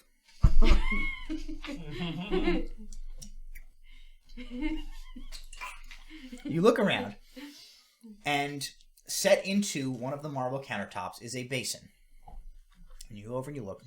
There's a drain in the bottom of this basin, and affixed to the countertop at an angle next to this basin is a decanter, which is also made of marble and is affixed like at a 45. A steady stream of water is currently leaking out of the pitcher and into the basin. However, a cloth has been stuffed into the drain, which is causing the basin to overflow, spill water out across the floor. I'm going to unclog the drain. You unclog the drain. Quickly, you hear the water drains down. It's still coming out of that decanter, but it is no longer overflowing onto the floor of the kitchen. Right, well, that was a potential disaster aversion. Did it explode? It explodes. Can I tip the decanter back over so it stops like pouring? It is not movable. It is like the marble is affixed to the countertop like this. Ye old sink. Meanwhile, in the Sorry, front I'm not side, used to indoor plumbing. This is a very fancy house. you can make an Arcana check about that decanter if you'd like to. I'm suspicious of the decanter. What's that? What is that? Not a 7. Witchcraft! Demons! Get Eldritch Blast. Mine is a 17. You can Eldritch Blast it if you want. I'm gonna prepare to Eldritch Blast it. Okay. I'm like, I don't know what this is, but it's terrifying. Walter's like, he's like a cat. He's like, what is this? You look at it. I don't know if you maybe have seen one of these before. Maybe you haven't. You're fairly sure that this is a decanter of endless water, which is a pretty decent. I mean, it's not like the rarest thing you've ever heard of, but it is a magical item essentially that can be caused to produce an endless amount of clean, fresh water with spoken, controlled via command words. It's a sink. I don't understand. It is a sink, and Can you turn it off? somebody clogged the sink drain and turned it on. And with that reference, I think it's a good time to take our break. So thank you for joining us for the first half of our episode. We're going to take a quick break, let everybody refresh their drinks, use the bathroom, stretch their legs. You know, it really just shows how dumb those guys were, because I don't remember most of the things from Home Alone, but like using general common sense, I'm like, unclog that.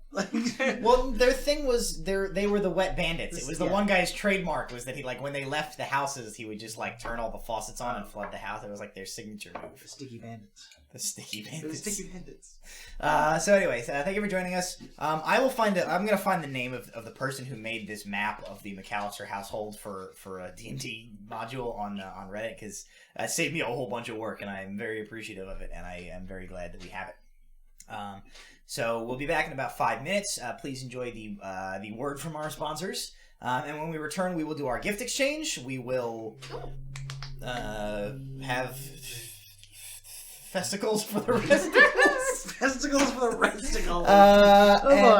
We will have a rousing rendition of Grandma Got Run Over by an Owl Bear. That's right, Greg. We will sing Grandma Got Run Over by an Owl Bear, and we will finish the second half of our one-shot Gnome Alone. So thank you for sticking with us so far. We will see you in just a couple of minutes. Hey, welcome back. Thank you for sticking with us over our break. Here we are with a bunch of presents on the table. Oh, let's see how badly that... Oh, it's actually in good shape. Adam smashed his head on the camera during our break. I am sorry. We were expecting it to be. I thought it was going to be much worse than this. It's actually not too bad. A little bit more. There. A little bit more. A little bit more. I don't know why you guys thought like leaning and moving very much away from your like blocking was going to help me to center the camera. Okay, so we're gonna do our gift exchange. Gifting goblins. What is orc? Something orc? Present orcs? I don't know. Gifting goblins. So what we decided we're gonna do, we're gonna have everybody's gonna roll a d6, and whoever rolls the lowest will give their present. I will roll my red and green d6. Nice. We'll give their present first. I will roll my okay. Well, I don't know what that is. I don't know what it is either. Looks like a 4. I'll call it 4. I also got a 4, so we're gonna have to roll. I have 3. I got a 3 as well. I also got a 4. All right, so everybody's got to reroll. No, just the 3's Just got to the roll. 3's got to reroll. Okay. Well, we also both rolled 4s. 5. No, but we're not going in 6. order. We're just Okay. starting. Oh, that's true. Here. Okay. So Adam will give first, and then whoever he gives to will give next. Oh, Adam had Becca.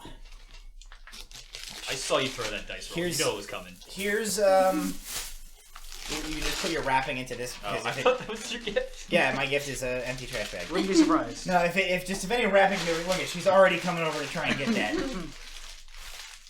Oh, Jesus. Are we going clockwise or counterclockwise? We are going. I It's- can't explain this again.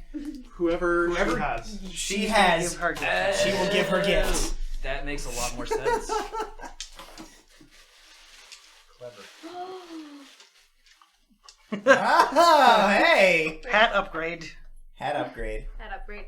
You can't eat that. What if you could wear both? What if both hats? And there That it is is. Nice. actively appropriate. I love it. Becca had Jason. Well, it's too small to be a shovel. Unless I it's a did not. collapsible Is it? shovel. Unless it's a small shovel. It's just like a trowel. Yeah. Big shovel. It's a Amazon box. At this point, everyone uses them for gift boxes. There we go. This is a nice. I have a Morgan.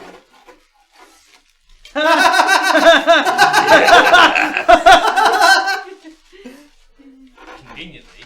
Yeah. I believe that's the Jason correct has direction. Carlos. Get that Morgan out of that. I have blessing. Let me to see. Oh god, alright. Keep You that have under chaos. control. You have only chaos. My only regret. It's not directly related to your character. Random magic. But Out for a I was break trying to for figure out a how do I embody chaos and utter randomness. It is chaos. There is one more thing in there. There's one more thing in there. But wait, There's more. there it is. Yep. It doesn't have. Will it like attach to you? It's got metal legs, Nice. so it's, We'll figure that out. So I have 2 things. This is my Secret Santa gift, Oh, thank you. Jeez. and this is the thing that I decided to do. Why are you handing that to me? Hey, why? This is not a snack. Oh, This is for No, me this, to is, open? this is Oh, I was gonna say. I Wait was like, for why me. am I yeah, opening that? this is the new thing. All right, we'll wait on that. Let him open his, and then we'll do that one. Just a brick. It is heavy. Jesus Christ. It's an actual brick.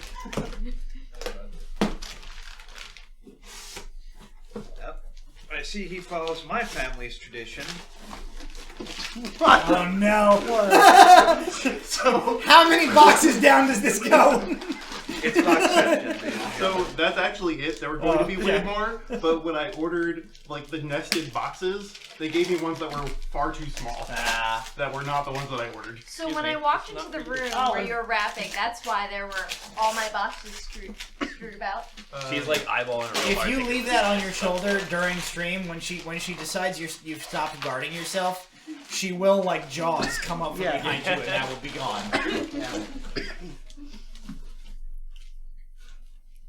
We have a knife somewhere on the table. The other side might already be open. So it is. Get that butter knife out of here. Weasel. Nice. Weasel. It is Scooter. Excuse me, madam. Or technically, it is Furret, the Pokemon. But it is Scooter. Olive, you've been I tried to do replaced. 2 things. You've been replaced. Thank you. I'm sorry. Thank you very much. You want to open whatever that is? Why is it so heavy? Is this just There's only sugar? one way to find out. It is just sugar. Give me some sugar, baby. And he did. Hilarious. Alright. Did you just go to the grocery store and buy sugar? Yes, that is the actual only thing that I purchased. Oh, goodness. So, where are we? Adam, who has not given? that is the I receipt. haven't given. Adam is. Did you give yours already? Yes. No, yeah. You Oh, so started. Russell and I had each other. Okay. Yep. Alright. You I can guess open that first. I'll open mine, and then. I also found the most hideous colored paper. Yellow paper. That is a It's like wonderful color. Lime green yellow.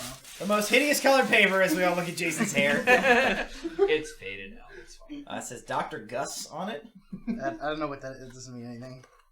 So, remember when we all got badges? You didn't get a badge? I didn't get a badge, but I got one now. It says Dungeon Master. Master Nice. badge. I like it. He is now certified. Okay, so I guess as it's been established, I had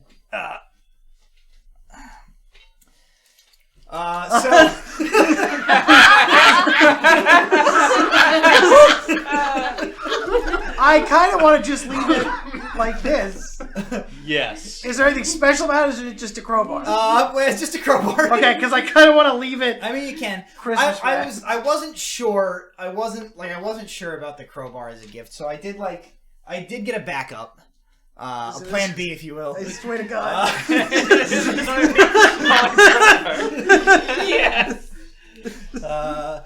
It is a slightly smaller crowbar. His pocket crowbar and his. Good same. This was just increasingly smaller crowbars. It was just plan A and plan B. No. I'm gonna leave them. No. I'm gonna leave them wrapped for effect.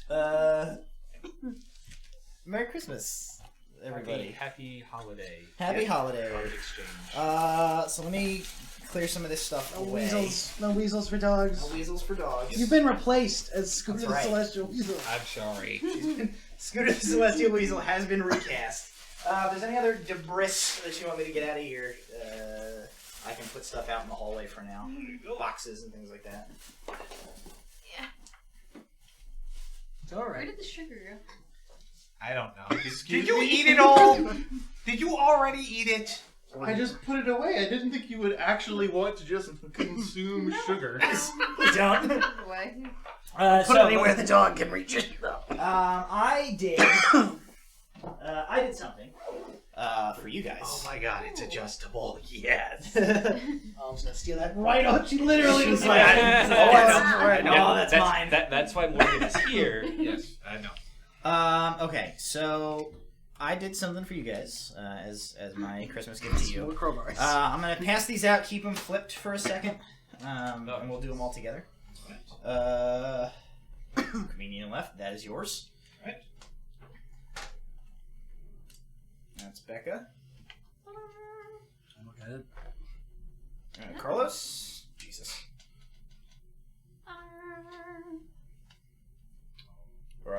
Russell. It's just a framed picture of a crowbar. Walter. Yeah. It's So. actually Matt giving us all the middle finger. Yes. It's just a picture of him.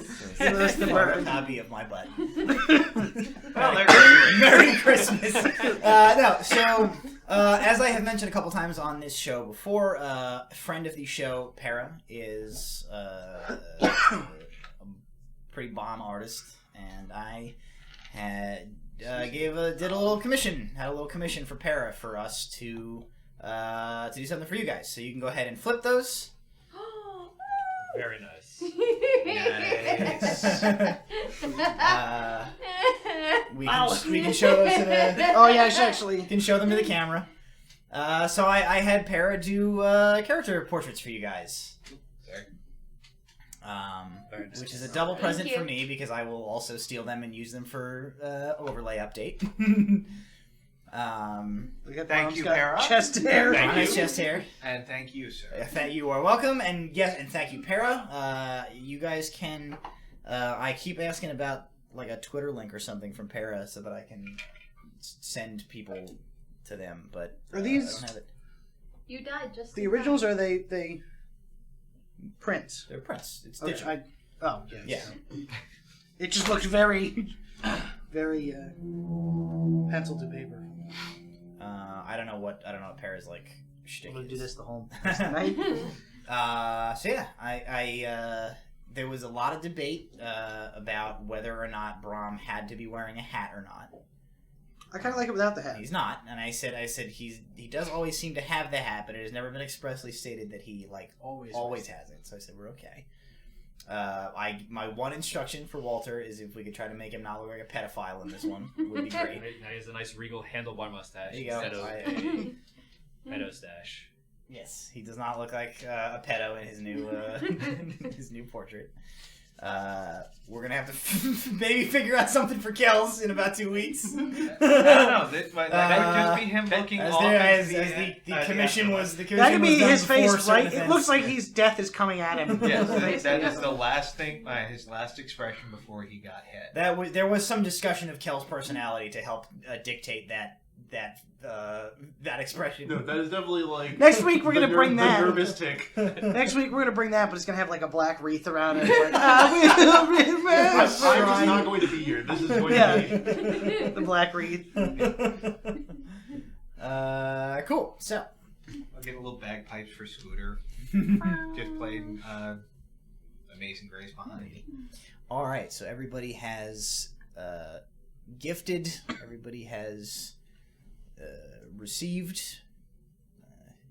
Happy Gift Exchange 2019, and I think we can dive back into our episode now. All right, just a little this before I can shatter it or something. Yeah, if anybody needs to like move those or something, we can.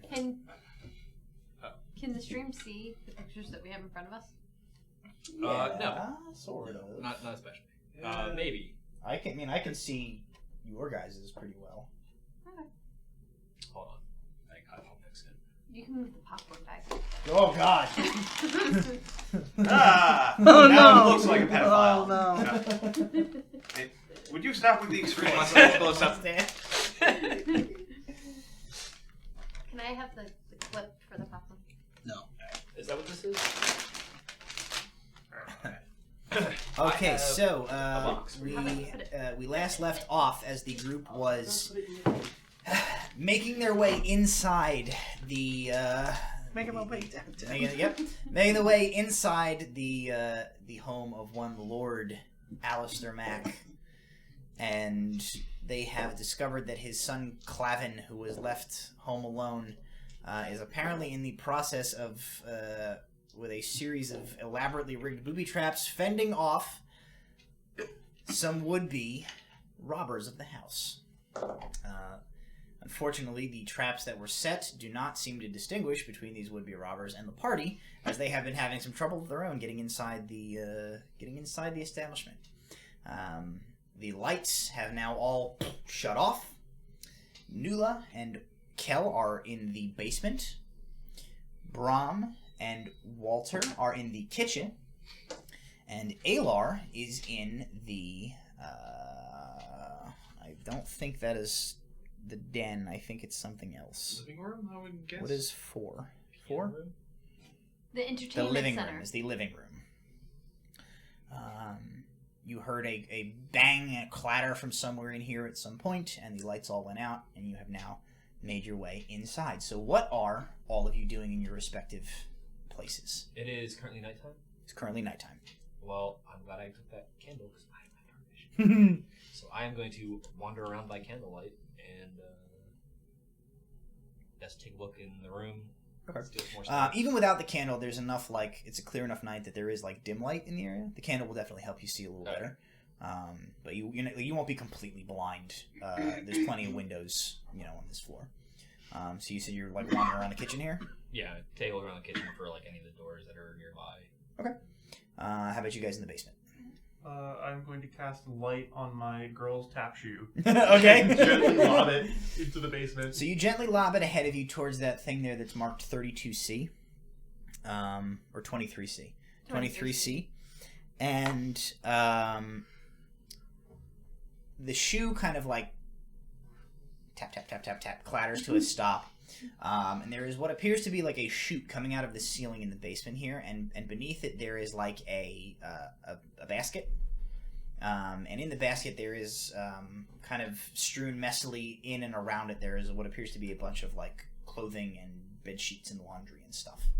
It looks like this is like a laundry chute from somewhere up further in the house that deposits right there in the basement, and your tap shoe lands near that. Make sure they're in frame. Looks safe enough. Why don't you go first this time? I went through the door. Okay. I will walk ahead. This is going to be very hard for me to do anything now. Yep, that's good. Nobody tell Adam that it's sideways. I was going to say, is his back on wrong? His back is on backwards. Is it? Yeah. It's on. Oh, you have a left-handed holder. I did them all. It's okay. I did them all 5 seconds before you guys walked in the door. It's okay. I was very busy today. What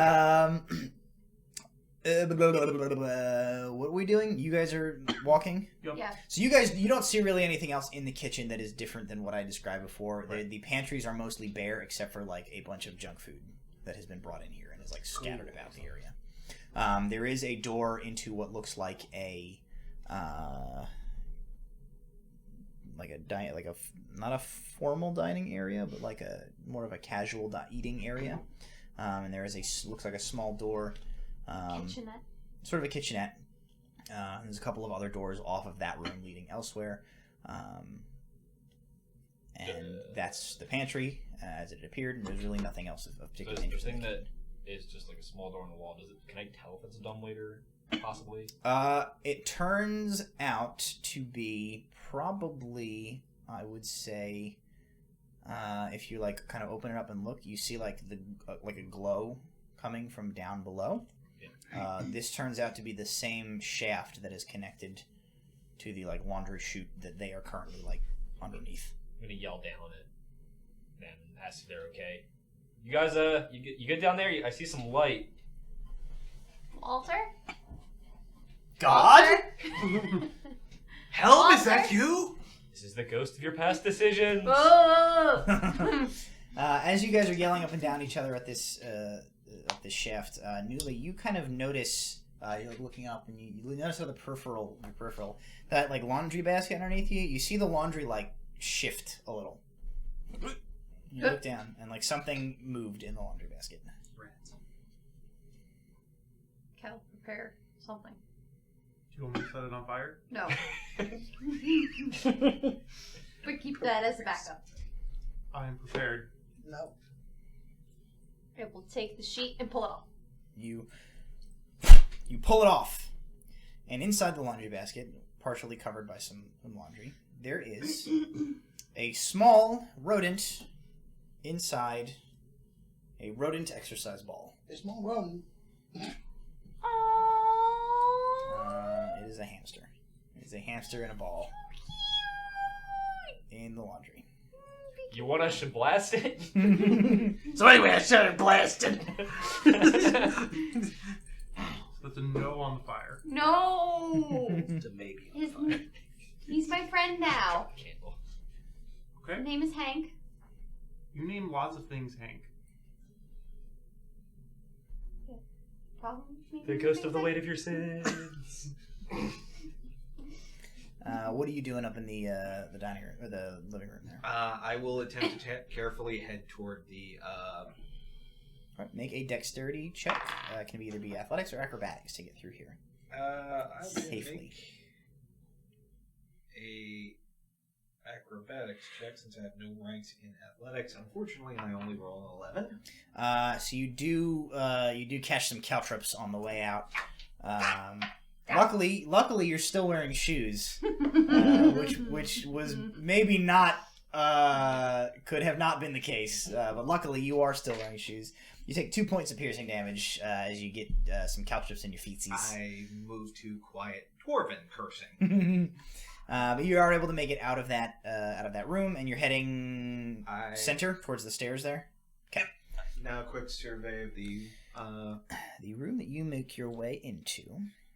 Seems is the main entryway of the house. There's a large main staircase there that you're kind of at the foot of that leads the rest of the way up. You see just that area labeled 2 there. That's just like kind of the foyer, a little small entryway. Mm-hmm. There are kind of standard, there's like a large dinette, like china cabinet server thing there. There's other various decorations around the room, paintings. It's a very well decorated home. There is 2 doors in this room. You see there is the door that leads to 6 there is shut, and the door that leads to 7 there.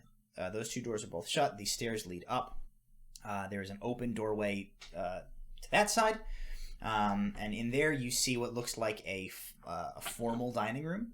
And there are actually 2 candles on the table you see in there that are currently lit, and it looks like the table is set. There's like a place setting at the table.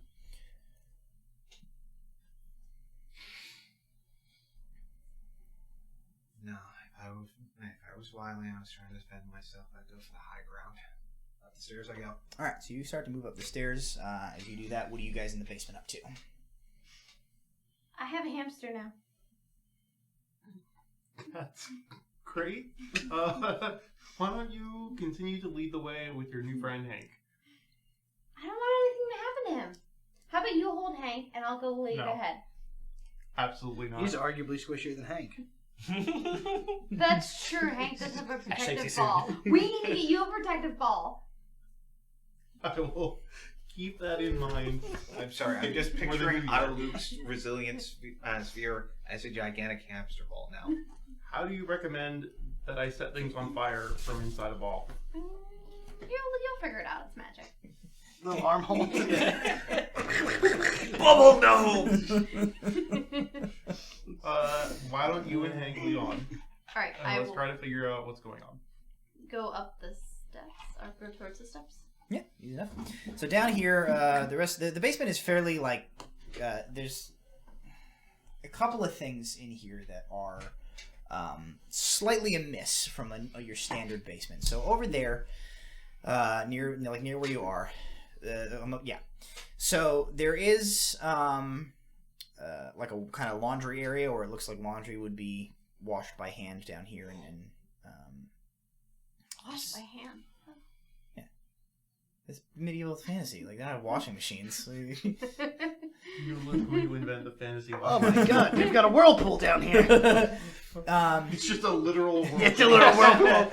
near that stuff, there's like some boxes of things like you would expect to be in a basement. However, instead of just like normal basement box stuff, there's a handful of crates here that have like, as you're kind of looking at them, there's like odd like metal coils and like bits of plating, and you swear there is like an arm just like coming up out of one of these boxes. Oh my god, it's a mobile meth lab! Alright, you need to hold Hank. Hold on. Why am I holding Hank? I need to go investigate and don't want Hank to get lost. I will go and pull the arm up. Okay. You pull at the arm, and as you do, a bunch of the boxes like clatter aside, and you actually the arm turns out to be attached to a torso, which turns out to be attached to the rest of a body. And at first, it looks like one of the you haven't actually seen them. It looks like a kind of more advanced version of the like mannequins that these guys have encountered upstairs. It is made primarily of wood. With a little bit of metal and actually what looks like crystal, like kind of plated over each other into it. And as you pull it up and kind of like lower down, it actually comes back to its feet and stands on its own power. And you see two faintly glowing, like pink spots appear where like eyes would be on this thing, and it like comes up. And then it goes like...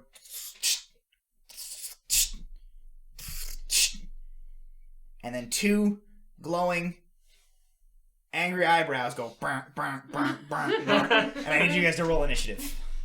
Protect Hank! I thought it was Does Hank get his own initiative? Sure. Can I roll for Hank? You can roll for Hank.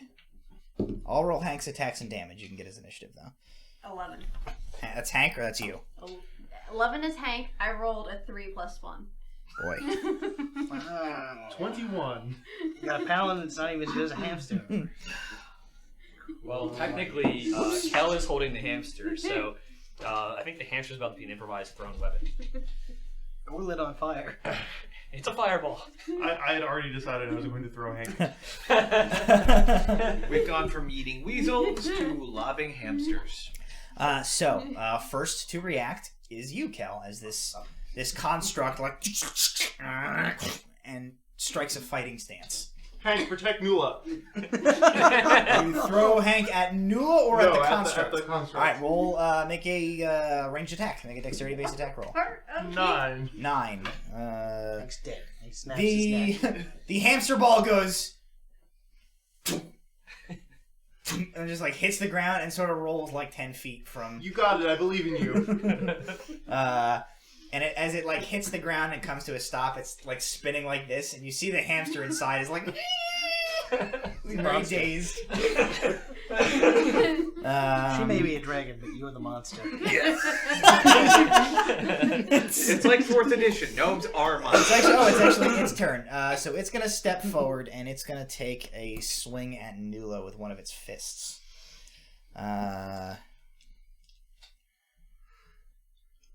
Kills Does a 16 That's hit his you? reaction when he saw that It's thing. so accurate. I feel like it's actually good This- to have this- like our character portraits like right here when we're playing because it's like Yeah.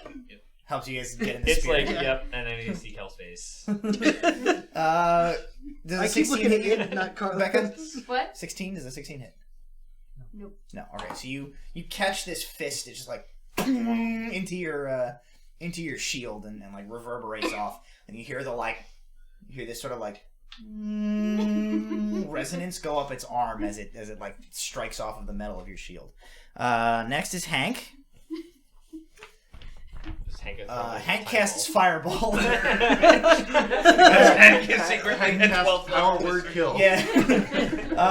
Hank Hank uses the wish spell. Hank does nothing because Hank's a hamster. Does Hank pee a little? No. Hank peed a lot inside all that laundry, so he's pretty dry right now. Hank peed a lot. Inside of it. And it is your turn. Nula, you're up. I will take out my hammer Your laundry. and tell Cal, protect Hank! And charge. Okay. Hitting. Go ahead and roll the Strike hit. one. I'm just picturing Alar just about to take the first step, and all he hears is, We're in the kitchen like... I'm like, actually, my head is like down looking, like, listening to all this happen. 10. 10 That's will the hit. first hit. Alright, so that's 8 plus 4. Where's the 8? There's the 8. 7. 7 points, okay. My second hit is 22. But, yep. And that's 11 points of damage. Okay, so you have done 18 points of damage total. Okay, so you swing your hammer, whang, whang, right into it twice, and it sort of like crumples a bunch of these metal and wood layered plates. Some of the crystal like cracks, and it staggers back a half a step, and it goes like, and its head spins around a couple of times, and then straightens out like. Both of its glowing eyes with the angry eyes are currently like, one of them is like a hashtag, and the other one is like a swirly. It's like, which brings us back to Kel, as it is still on its feet. I will cast Gust on it. All right. So it will make a It rolls an 18. strength save. That is more than enough. Plus It's not going to 4. go anywhere. Okay. What about Hank? How does Hank feel about there being a gale force winds? Canonically, Hank was not probably there in the radius of this, but Okay. I mean, let's be honest. Hank was flying across the basement, just like Get out of there, Hank! rolls away. He rolls in that direction, and you see him rolling towards a large furnace in the corner of the, Fight the corner of the furnace. basement. No, Hank! I got it! I got it! I got it! I got it! Here, put it. Well, let's use a D20 because it's rounder. Just put a Hank. Give me a Hank there. Right. You can put him right on like the 23, whatever E or whatever that is. So he's like, he gets rolled away by your gust. I got it. Cal, save him! And I'll hit the Alright, roll the hit. thing again. Nyeh. oh wait, it goes before her. Oh, it does go before me. Oh yeah, it's its turn. Sorry. Takes Sorry. another swing at you. Can I keep that roll? Yeah, you can. It's an 18 hit you. Yeah, that's the number. Ooh, okay. So this time it it seems to have like learned from its first attack, as it comes at you from the other side opposite your shield and catches you like under the ribs with just like it's kind of like a rock'em sock'em robot, sort of like and you take oh god, you take 12 points of bludgeoning damage. Oh. It rolled so well. Yep. Mm-hmm. Those were ribs. Yeah, Definitely so you're ribs. like, oh! And it like resets its stance, and you hear this little like plays from behind it. And Do the eyes change, like 1 robot, 0 dragon? they do now. It's like, it goes from this to... back down. All right, and it is Hank's turn. Hank is going to try and run in the opposite direction of the gust. He rolls a 2, so Hank rolls another 10 feet closer to the furnace. Oh, boy. Way to go, Hank. And Nula, it is your turn. No, way to go, Kel. That was a 24 to hit for the first one? Yup. We're trying to be a family 10? friendly episode. We kill a hamster. That's it. 10 damage? Yep. Okay. And 10. 10 hit. That also hits. Yep. 6 damage. Okay. You swing your hammer.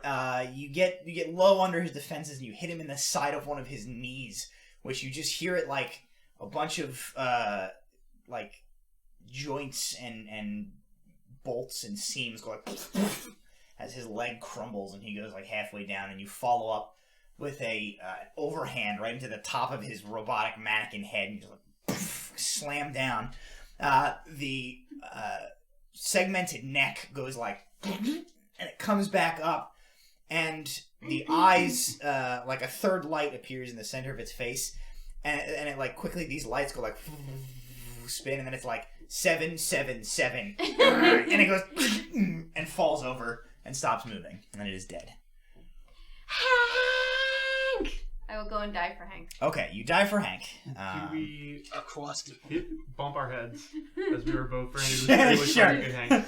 You guys, it's very slapsticky and and Hank hilarious. rolls right into the furnace. Well, you gotta get over there, and you realize that like the furnace is on like legs, and there's like a grate up top, so it's like there was no chance that Hank was gonna go into the furnace. But as you guys are like, I imagine you guys are both like Superman stretched out, like with Hank right at your like fingertips, and you like look up and you see this furnace, and you look into this like the angry red glow of this grate, and it's like, and it looms over you guys, and you're like, both please make me a wisdom saving throw. Is it against magic? No. We've already had experience with furnaces before. Magical 23. HVAC techs. 23? Oh, right. I get a bonus because I'm close to you. That's cute. 13. Okay. You both remember your experience the last time you encountered a furnace, and you're like, and then you realize it's just a furnace. And what were you so scared of in the first place? And you feel better. And then it blinks. No, just a furnace. For a moment there, it really seemed like it was very threatening, and you were very afraid of it. And then you realize you were being silly. And you're fine, and you're fine. And Hank's fine? Hank's fine. And the furnace is fine. The furnace is fine. You laugh. You laugh. Hank laughs. The furnace laughs. You kill the furnace. It's fine. It was a good time I had my own. Alright, let's collect Frank. The furnace and the hamster have merged together in one, and they are Frank. It's my new pet furnace. My furnace hamster. Look at it. It's just a hamster that's like. Oh, goodness. We're gonna run into a furnace hamster later. Yes. I didn't know that this was knockoff Pokemon. Oh, we've got. Listen, don't make jokes about dumb, things that are dumb as knockoff Pokemon. Like, that franchise is still going. Like, there's plenty of time for there to be a hamster furnace. Call him up right now. Get him on the phone. That was a Gen 2 start. They gotta call it Frank though. Yeah. All right. So, Frank! what are you guys in the kitchen doing? We haven't given you an opportunity to move for a I while. listened to all their nonsense down there, and I don't know who Frank is, but I don't want to find out. yeah, no, let's see if there's an upstairs. I guess you want to clear the other rooms It's nearby. like, are we going this way? Yeah, I guess go to 7. Okay. This does appear, like I said, this appears to be like a breakfast nook. This room appears fairly tidy. There is a pair of doors.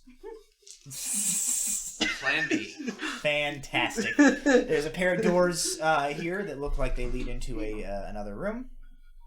There's a door here that leads somewhere. And there's a narrow staircase here that leads up towards the second floor of the building. The narrow staircase goes up. Narrow staircase goes up. Do we see Alon? No, that door's closed. And he's mounting the stairs at this point. All the other ones. Give the spray on. I'm sorry. No, bad Jason. I'm gonna get the penny. I'm gonna shake the penny can at you. We cannot take you anywhere, can we? You started it with. He's mounting the stairs. That is a very common phrase. Jason started with attacking the children. Who all they want to do was play with children. Let's not forget that tonight's Christmas episode began with you assaulting minors. I wasn't assaulting minors. I was shoveling the walkway and glaring at the children. I wasn't assaulting minors. I was shoveling minors. Gross. That's what they're calling What are you that doing? around this day. Stairs, Are we going different upstairs? room. Up or different room? What do you think? You're gonna clear this floor first? I think we should go upstairs. Alright, I guess we'll go upstairs then. If I was a child trying to defend my house, it'd probably be... All right. On the Well, top hey, point. this syncs up nicely. All three groups are currently going upstairs. All right. Nothing bad ever happens on the stairs. No. Why? Would I'm gonna you have think Plan that? A out at the ready. Sure. Just You have Plan A out the ready. Let me start with Nula and Kel down in the basement With Hank. with Hank. Frank. Because it's not Frank. Was Hank. Now it's Whatever Frank. your heart tells you it is. Fire elemental hamster. That's the Gen 11 starter for Pokemon, I believe. Okay, Nula and Kel make a strength check as you try to mount the stairs and begin making your way up. Saving throw? No. just Strength saving. Check. Tides of chaos. 7. Okay. Neither one of those are 4. With Tides of Chaos? I rolled a 4 and a 5. Jeez. Alright, so Tides is active. I will mark that just down. an hour second. You begin to climb the stairs and you realize you're laboring, and then you realize, Kel, for the second time tonight, your feet have become stuck to the stairs. You both fall prone on the stairs. What was yours? 7. Oh, you both did real bad. Okay. Both of you now lose your second pair of shoes for the night. And you lose one of your shoes. One of your boots comes off. The stairs, you realize as you look, they are coated in what looks like tar. Is Hank okay? Hank, He lost his shoes too. he lost his shoes. No, he's Very creepily got human hands underneath. He seems okay inside his hamster ball. But you have lost a second pair of shoes. I don't know, barefoot. You have lost a boot. I will try to use protection against you, or You better hope. for you, for Braum, but there's no guarantee that it'll You- work. Can you cast You now Grease on have- the hamster ball? You better hope now this have house more- kills you. So, Kelly, you have like kind of tar on your front where you fell. Newly, you have now more flammable material on you. As you guys have like some kind of tar coating. on you. Forest fire waiting to happen. But besides losing your shoes and having to like fight your way the rest of the way up, you manage to get up the stairs, and you come up out of the basement. Where's my pointer? I think it's like right here. Yes, right behind them. So as you guys are mounting the stairs, you hear like a commotion, and then like a tar-covered Nula and Kel come like out of the basement steps. What happened? You get. Where are my shoes? I can explain. Hey, I have a candle. Maybe keep the candle back. No. I want to hear this explanation as to what happened to my shoes. You see, They're the downstairs. stairs are covered in more tar. You didn't learn your lesson from the first time? Do we ever learn our lesson from anything? They're not lost. They're just downstairs. She is not wrong. Go get them. I cannot do that. I made a friend. His name is Frank. Does he have my shoes? No. Then I don't care. But Hey, I hope Walter, this. I made a friend. His name is Frank. I can't see him. I don't have dark vision, so. Like, so Walter was also like, does he have prom shoes? Also, I'm just imagining. I can't see. No. I can use prestidigitation to clean us off when we have. But not my shoes. Correct. You better hope this house kills you. Meanwhile, on the other set When we of leave this steps- house, you know what? I'm gonna use you as a puppet. Search is over. we move over to Alar. So Alar, you are mounting this the main steps of the house here. Yes.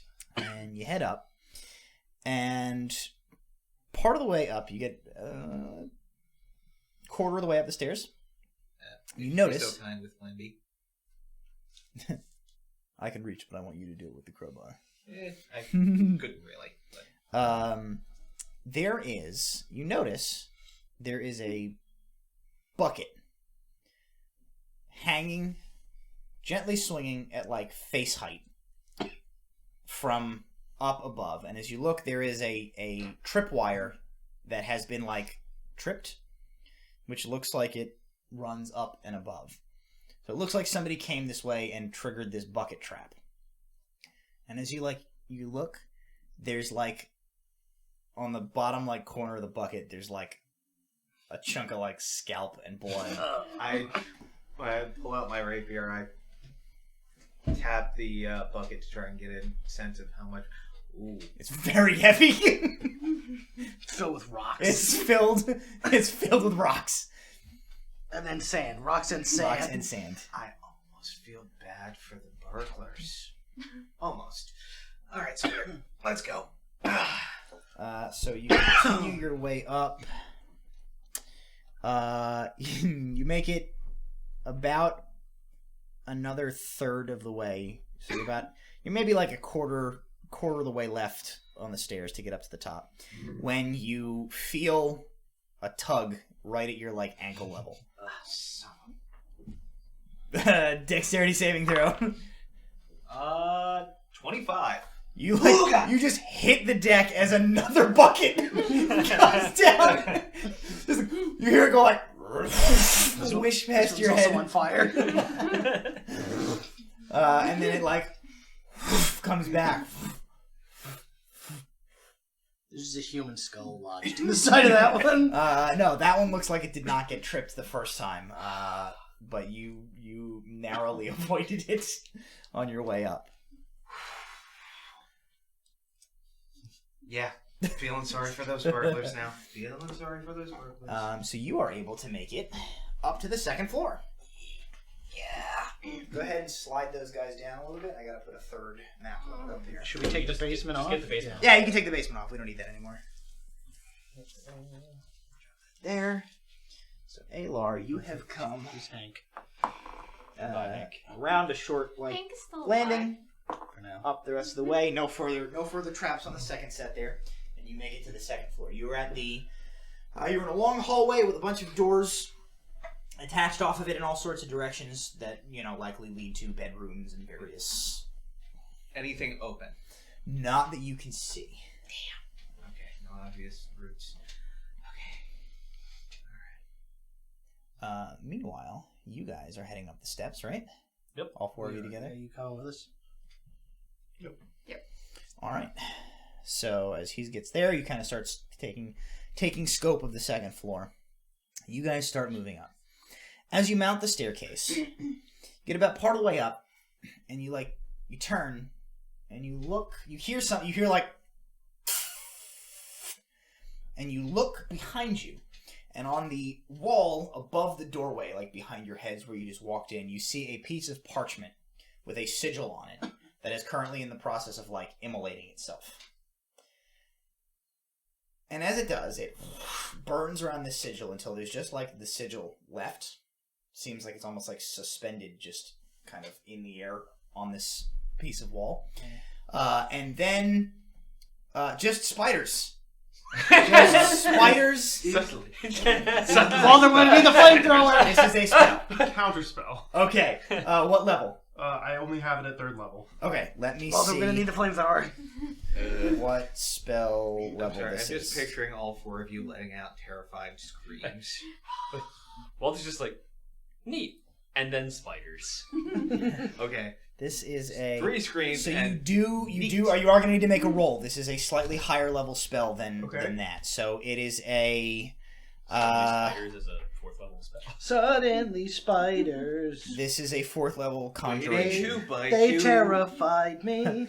I want to say, I'm trying to remember what the check is. I think it's 10 plus the spell level. 10 plus. So you need so it's a check of 14. It's a 4th level spell.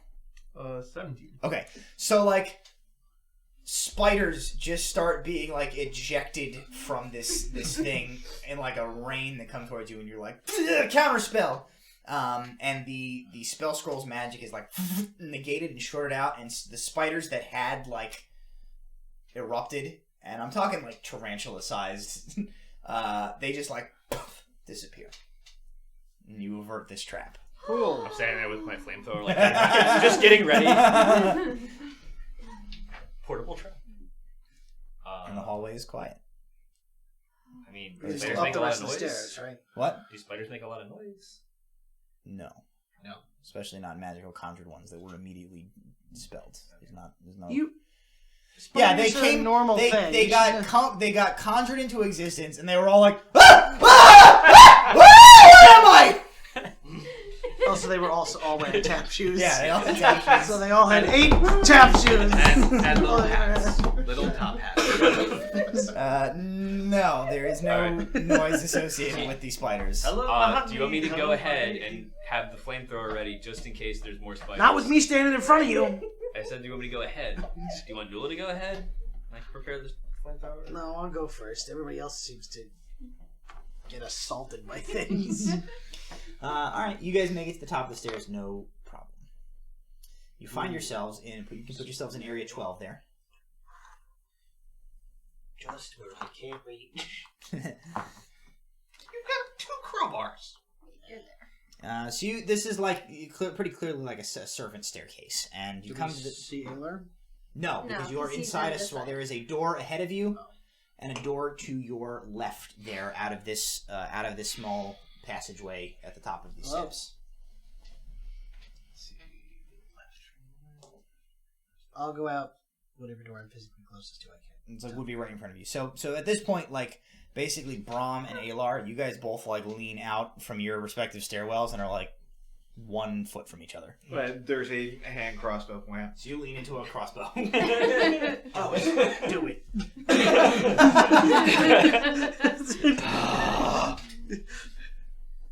I look at Scooter. What are you doing me? He smells enough.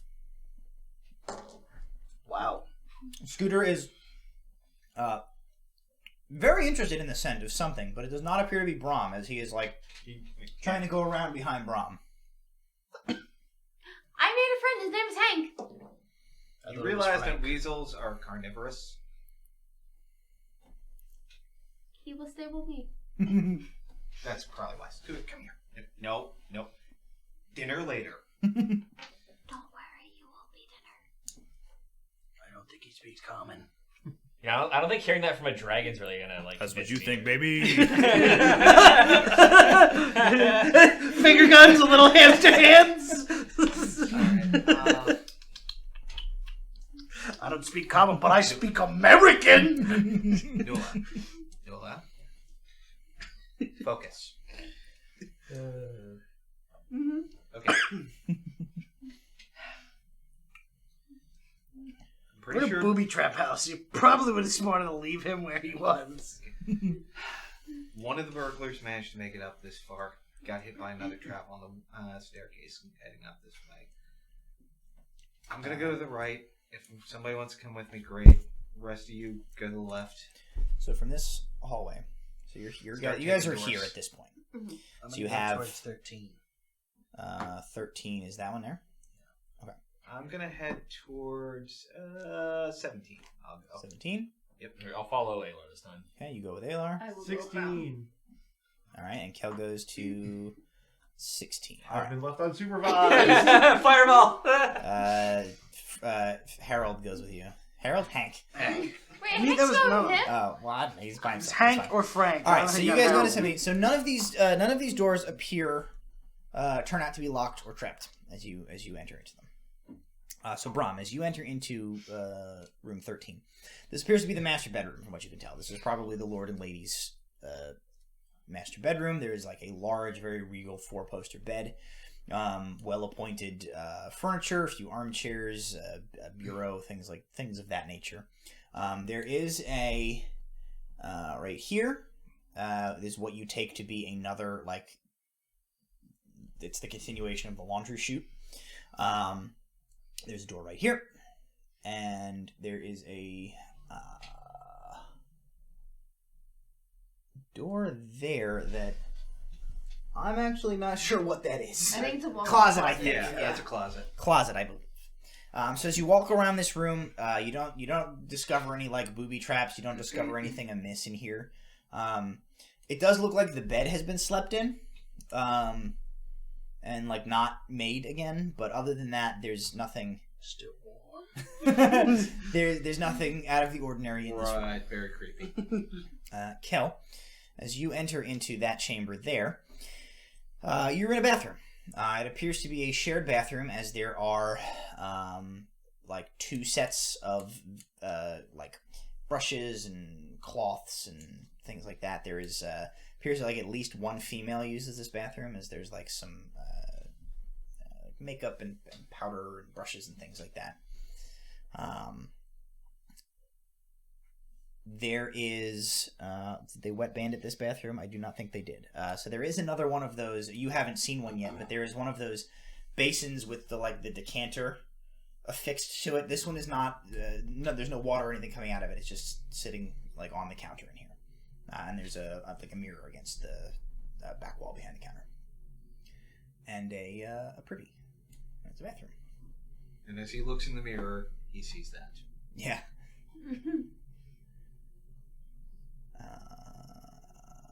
Anything you're like messing with or doing, or are you good in there? Are any like drawers or anything? Yeah, you can start like rifling stuff if you want to. Yeah. So you start going through things. I am looking for shoes. Okay. Alright, so Kel's hunt for shoes goes on. Alar and Walter, you guys head over to room 17. This room appears to be the domain of a teenage boy. So you kind of look in, you walk in, there are dirty clothes, bits of food, and scandalous posters of ladies on the wall. There is a small box, which looks like it has been pulled out from under the bed. It sits on the floor, lid removed, and there are a few like things within it. It's all you, Alar. This doesn't find us the kid. Any other doors? Behind us? Out in the hallway. In here, there's like a closet door, and there is a door that leads like over to this way. That one's actually like slightly ajar. If you kind of poke your head that way, you see it looks like it's like a little rumpus room, little rec room. There's just like toys and stuff in here. I'm gonna check the closet. Okay. I mean, after all, our primary target is finding the kid. Sure. I You open can the closet open door. the closet, you look in. Clothes, things of that nature. There is another box like on the floor in there. This one is closed. Open. Is it large enough for? No, it's not large enough for a gnome. It's Okay. In that case, quick glance under the bed in case the kid's hiding there. Nope, no one here. All right. Opposite side. Wait a minute. Let's check the rumpus room first. You're able to go in there. Do we put Kel in this dumbwaiter? What? It's a laundry chute. Oh. All right. It's a really dumb waiter. I will head in. Earlier it was described as a dumbwaiter. Yeah, easy enough. You make your way into there and kind of look around. There are large windows on all sides of this that look out over the yard and the other houses. There appears nothing out of the ordinary. It does not look like any traps were set in here. It doesn't look like anybody necessarily came through here recently. The only other door out of this room is over here. Yeah, convenient enough. I think it's the door to the other side, so I'm going to head over. Sure. As you head into that one. I'm gonna come in through the other door. So you're coming in. So like He's coming in that Walter way. comes. Yeah. So you both like come into this room through the I same. guess also I'll go check 15. You can go get 15. Okay. So in 16. No, 16 's 19. bathroom. You're in 19. This room seems to belong to a younger boy. There are toys, books around the room, which is actually surprisingly well kept. More interesting, there appear, on the small desk, there appear to be rather detailed diagrams of the house, drawn in a childlike scrawl using colorful chalk. There are X's and O's and lines drawn all over this diagram of the house.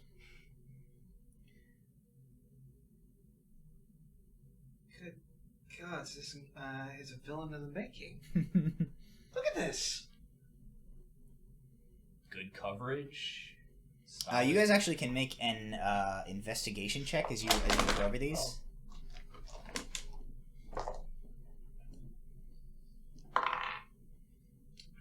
Okay.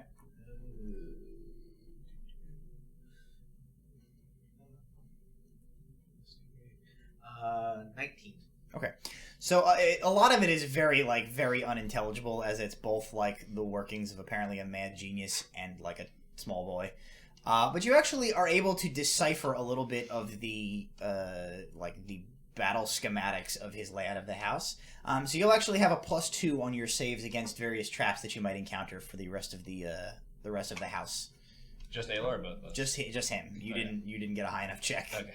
I'm just impressed with his ability to even try this at this point. I'm both impressed and slightly terrified of this young gnome. Kel, unfortunately, you do not find any shoes in this bathroom. Brahm, in number, what is that, 15? I don't know, I'm on top of it. This is a bedroom that appears to belong to probably a teenaged girl. There are like some dresses of that general Are there size. any shoes in here? Yes, there are some shoes. You take some shoes. Okay, you take some And shoes. go out with all weight. Hey, Kel! Yup. Dangle the girl's shoes at him.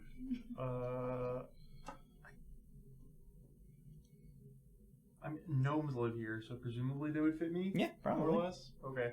Got some stylish pumps. They're nice. I mean, yeah. Toss them to him. Put some shoes on. I poke my head up. Yeah, they're doing wonderful things for your calves. Any sign of this kid? No. Just a bathroom.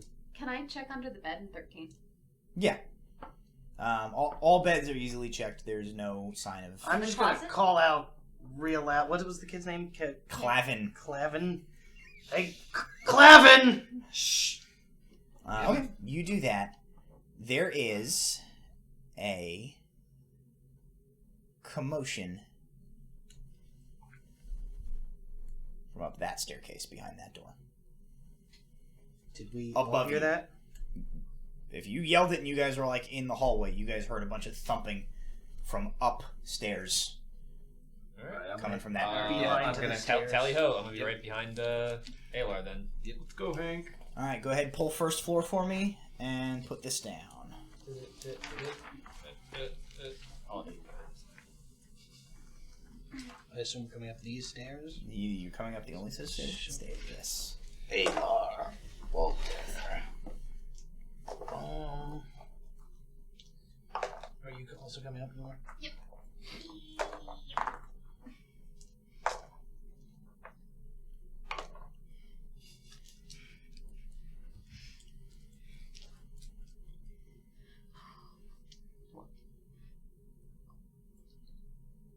You tried not being old. You tried getting over it. Think warm thoughts. Okay, boomer. Where is it? Well, that's on the floor now. So you guys charge up the steps towards the attic after the sight of this sound, and everybody needs to roll me a strength saving throw. One! That one! 22. Okay. Not 20. 17. Okay. 8. Comes out to be a 5. 8. Kel, you have lost your third pair of shoes for the night. Newly, you are already not wearing shoes. No, you lose your other shoe because you had lost one shoe. So you are now barefoot. Kel is now barefoot. What did you get? I got an 8. Kel, you lose a shoe. Or Walter loses a shoe. You guys do okay. You manage to like hot-foot it enough and like get away from the tar or the sovereign glue on the stairs. However, as you guys like very quickly this becomes bedlam as you guys are like bumping into each other. Everybody's trying not to get stuck, and you're like rocketing towards the top of the stairs. I now need everybody to make a dexterity saving throw. Nice. 12. 20, not natural. Okay. 16, I think. 19. Okay. 13. You were 12, you were 13, and everybody else was above 15, right? Yep. Okay. There's a bunch of nails embedded into like the top couple of steps. So they stepped right over them and we didn't? Well, you guys are basically, everybody's like clambering up the stairs. You guys basically managed to like step as to not like get a nail in the foot and kind of like stumble up. The others of you didn't. So Nula is wearing no shoes. So Nula takes more damage from this. Nula, you take 10 points of piercing damage. I am below half. As you get You're gonna get killed you by get like nails. nails right through the feet. And Jason, you also rolled a failed. Nails to the feet Who else is a failed? You different failed. holiday. Right? You were the 13? Yeah. So you failed, but you have boots on, so you don't take as much damage. You only take... You take 4 points of piercing damage as you get, like, partially stuck with some nails. But you guys basically manage to, like, trip and stumble and, like, avoid and get up the stairs into Area 20 here. I kind of will be impressed if I died. I would have I think if you use 1 point of lay on hands, you have plenty of healing you can give yourself if you're getting injured. No, I just No, kind you're of want fine. to see if the house Okay. takes me out. Alright, well, you guys are now up in Area 20 here. You are up in a partially finished attic room. So the semi-finished attic room, there is an extra bed here, some other sparse furniture, and as you look around, you see a couple of features of this room that stick out. There are signs of a scuffle in here. There are smears of tar, glue, and blood all over the room. The sparse furniture, Combination. and the sparse furniture is all like all akimbo. Alar died. They also see, or you also see, here. So there's windows, right? But here, there is a door that is very different from all of the other doors you've seen so far. This door is heavy. Appears to be reinforced metal. And the frame around the door is rune etched.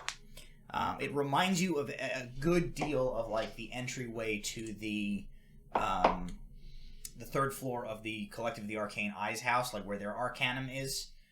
This door looks very much reminiscent of that. And you do know that the mother of this family is a guild arcanist, so you believe maybe that's the door to her Arcanum. You said the window was open? Yes, the window. There is. This window is open. Oops, sorry. This window is open.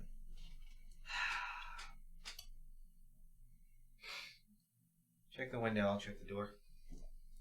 Go check the window. All right. So go to the window. I'll check under the bed. You look under the bed. There's nothing under the bed. My investigation check is a 13 on the... Okay. What are you doing? Are you like seeing if it's locked? Yeah. Okay. Okay.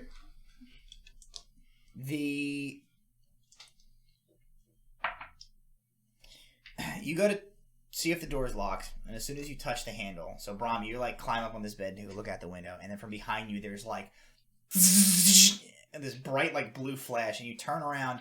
Alar, you are blasted off of the door, and you fly back 10 feet, like closer to where Kel is with the weasel there. You take 7 points of lightning damage as the door electrocutes you. Okay. Your hair is standing up. He was a skeleton for a moment. And you're like, blink, you kind of look. There is like a pair of charred boot prints where you were standing. And as you like kind of look, there is a second set of charred boot prints in front of that door as well. Like, you are not the person who got gotten by that door. Okay. Definitely trapped. So What do I see Brahm, out the window?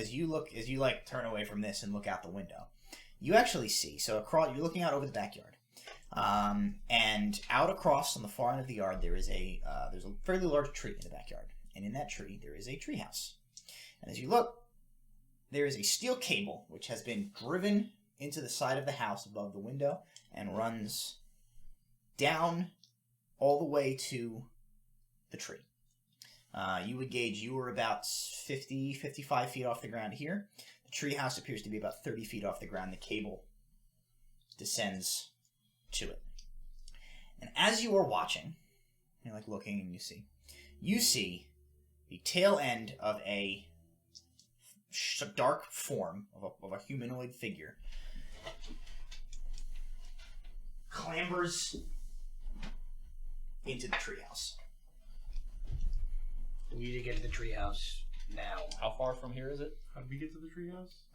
Probably about 70, 80 feet, like, across.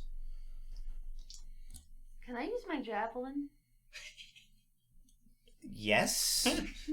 Should I murder a child as a paladin? What, like, for what? Like, what are you trying to do? She wants to use the flying javelin thing. I got that. What are you trying to do with it? You can't throw it and hold on to it. You can't throw it and hold on to it. Can Cal hold on to it? No, probably not. Can I take my hammer? Can I fit out the window first of all? Yeah. Okay, I'm gonna test the strength of the zip line. Seems good.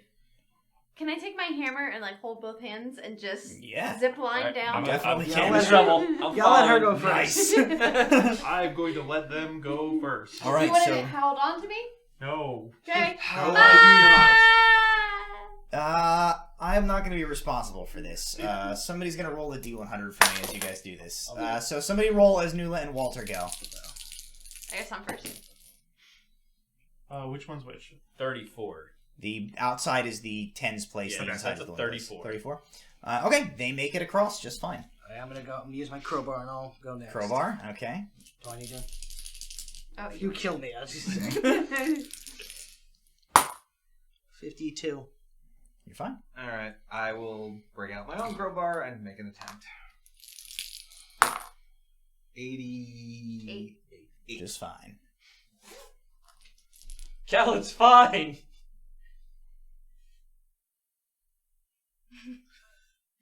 You are still holding Frank, by the way. Arcane Gate, just do it. How did that one? Yeah, Frank and I are gonna go for it. All right, how are you getting on the zip That's a line? good question. What do you got? I mean, I still have a tap shoot. Child's tap shoot? How are you holding Hank? Maybe not the best. I'm tucking Hank into a pocket. Sure. It's a large pocket. So Kel, looking like he's pretending to be a pregnant woman, mounts the windowsill. It's a 90. You're good. You make it. Somehow, with using a Is tap there a shoe, specific number? Whether it's like 10 or below, and it would have broken and you would have fallen. Nice. If you'd fallen and like If you would have flattened fallen, the I would have hamster. hoped there was a wild magic surge. For sure. You turn into a trampoline. So, you guys land. So, basically, the way this treehouse is set up, there is like a lower platform. So, there's a ladder up to the bottom, and there's kind of a lower platform where like the ladder comes up to, and where the zip line attached to. And then, like, the treehouse proper is a little bit above your heads, up another short ladder, and then there's like a trapdoor in the bottom. And as Kel and Hank come ziplining down, what you can see above you, you like look up, and instead of like the darkness of a treehouse above you, all of a sudden you see like and these like nebulous purple and blue and green like vapors start coming out of the windows and the crevices of this treehouse above you. And you hear a bunch of commotion from within. A bunch of like slamming and shouting and crashes and rattling, all coming from just above your head where the trapdoor into the treehouse proper is. I'm going to use Mage Hand to try and yank the door open. It pushes up and it lifts. Okay. There's a ladder in the... Yep, a couple rungs set into the tree Okay. to just boop, boop, boop, right in. Clamber up. All right. I will follow second. You can pull both of those maps and just leave the battle map down for me.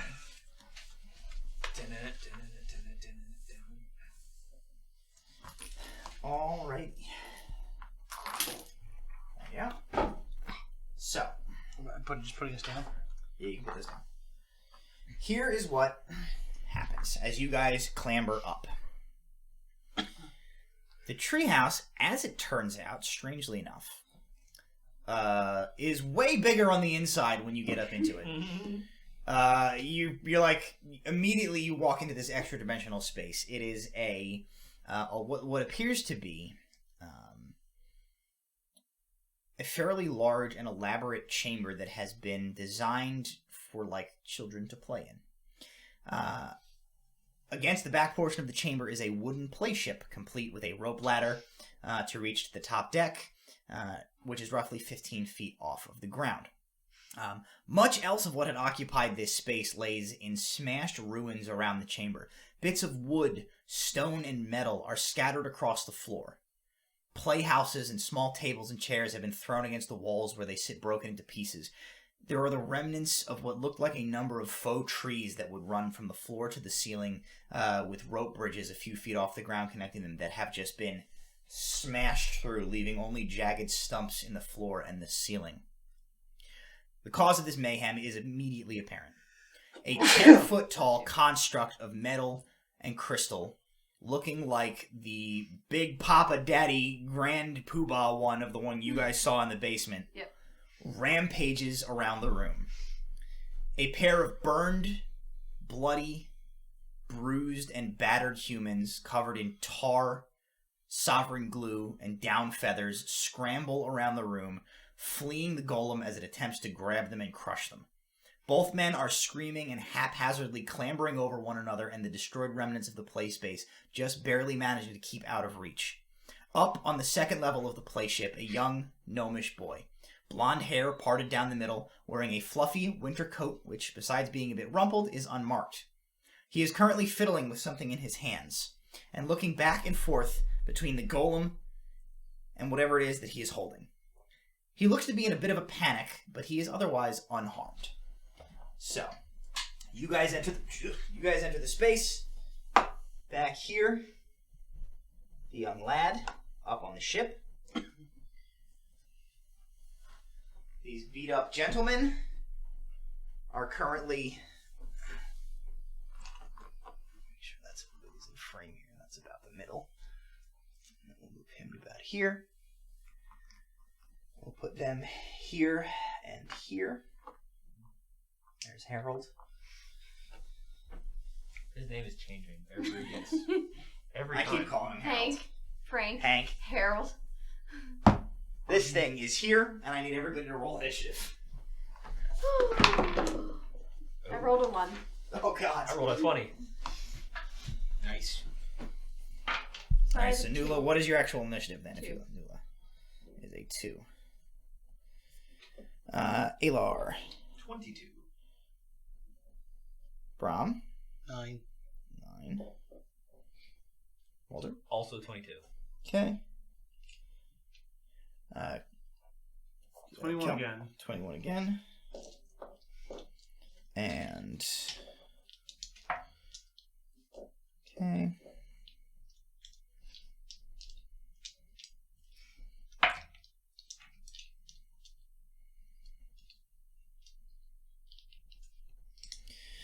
All right. So the first to be able to take a reaction here are going to be Alar and Walter. So these guys are currently running around the room like, oh, Jesus, get out of the way, get up, move, look out! And this young gnomish boy is like, oh!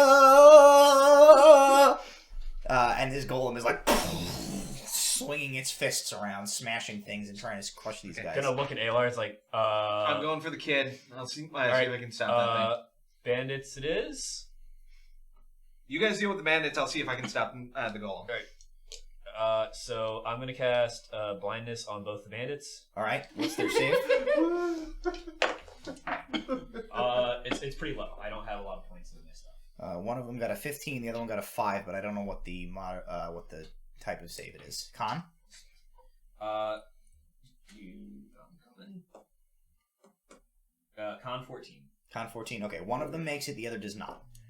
Right. So you see kind of the shorter, stouter one who has like a very burned top of his head, and immediately is like, ah! And he just like runs into a mostly smashed playhouse, and just like collapses over, and both of his bare, burned feet like flop up in the air and like disappear into the debris as he falls down. I am going to make a dash for Okay. the platform.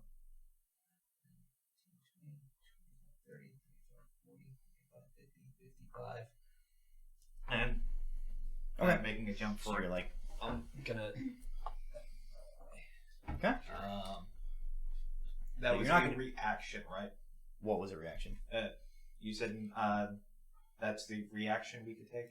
No, this is your first turn of combat. Okay. Yeah, Then- you guys are first. This is your first action. So So that the climbing will take more movement than you have left, since you only have 5 feet left, and it's about a 15-foot climb. okay. But you are able to kind of get to there. Kel, And you are yelling up, Clavin, your father sent us! okay. And Kel, you are next to react. Come on, Hank. Oh. Are you bringing hamster? Presumably I'm holding him, so. He's still in your like shirt, I figure. We are going to cast a Chaos Bolt Okay. at 3rd level. That is a 24 to hit this thing. Yes, that hits. Cool.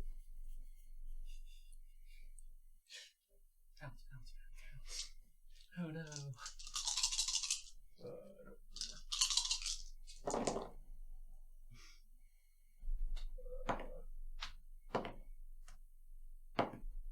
No bounce. Okay. And it is what kind of damage?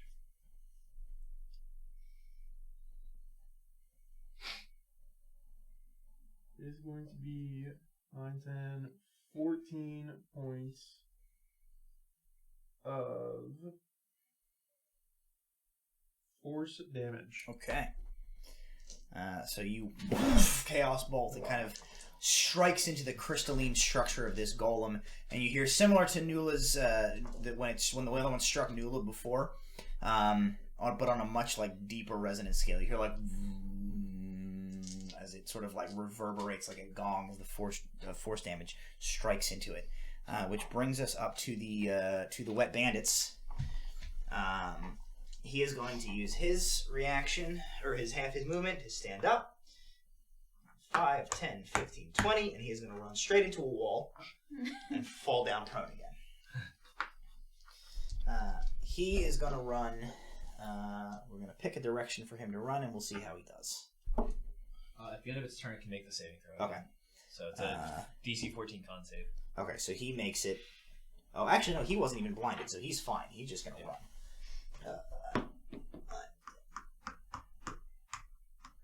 So he's going to do like a partial dash to get kind of to the corner away from this thing, and he like corners himself, and he's like getting ready as whatever comes at him to like pick a direction to keep trying to run. Meanwhile, Alar, as you were like at the bottom of this thing, you see Clavin is like and then there's like a and this big shower of like sparks and smoke comes out of the thing in his hands, and he like drops it and he goes, I can't stop it! And the golem goes like, no plan! And like it gets like super angry eyes. Kill the golem! And it is your turn, Brahm. This golem is like, what is it made of? mostly crystal, it seems. It's got some bits of wood, bits of metal a little bit on it, but it is primarily crystal. I'm going to attempt Tasha's Hideous Laughter. Okay, that's a charmed effect, right? Does it affect constructs? I don't know. It's a creature. Although if it has an intelligence score of 4 or lower, it isn't affected. Okay. Wisdom saving throw. Okay, well, you cast this spell and nothing happens. It's a construct. It's got no intelligence. Cool. Any movement or anything like that? No. Okay. Back out the hatch. Cool. Okay, bye. Good luck, kid. Okay. It is the golem's turn. So the golem is going to. Let's see. 1, 2, 3, 4. The golem stomps towards Brahm and Nula. Crap. So go ahead and move it. What's its move speed? Should have at least 30. So as it starts, so it walks right up to you guys. And as it's like approaching, there is this inner glow that is like swelling from inside this golem. It's like, and it's actually kind of like hard to look at it. It's getting so bright. The effect of this will only affect you when it gets to your turn. So remind me when it gets to your turn. The golem is going to make 2 attacks. One against Nula, one against Brahm. So against Brahm, that is a... No. Against Brahm, that is a... 15? It hits. Okay. And against Nula is like a 24. Yeah, it hits. Okay, so you're both going to take a slam attack as it just like... Cool. Slams into this... its fists into you guys. And... Nula, you take 8 points of bludgeoning damage. Okie dokie, artichoke. Brahm, you take 10 points of bludgeoning damage. Ooh. As they just like thud, punches both of you. And that is going to be it for its turn. Which brings us actually to Nula's turn. So Nula, as this thing has gotten right up in your face, it's like blinding you. So you can make a wisdom saving throw currently.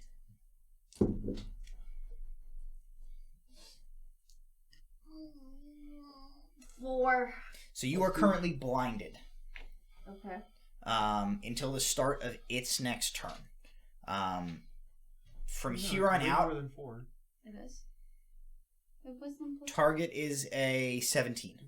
I mean, it's not 17, but it's No. way more than 4. Okay. It's 11.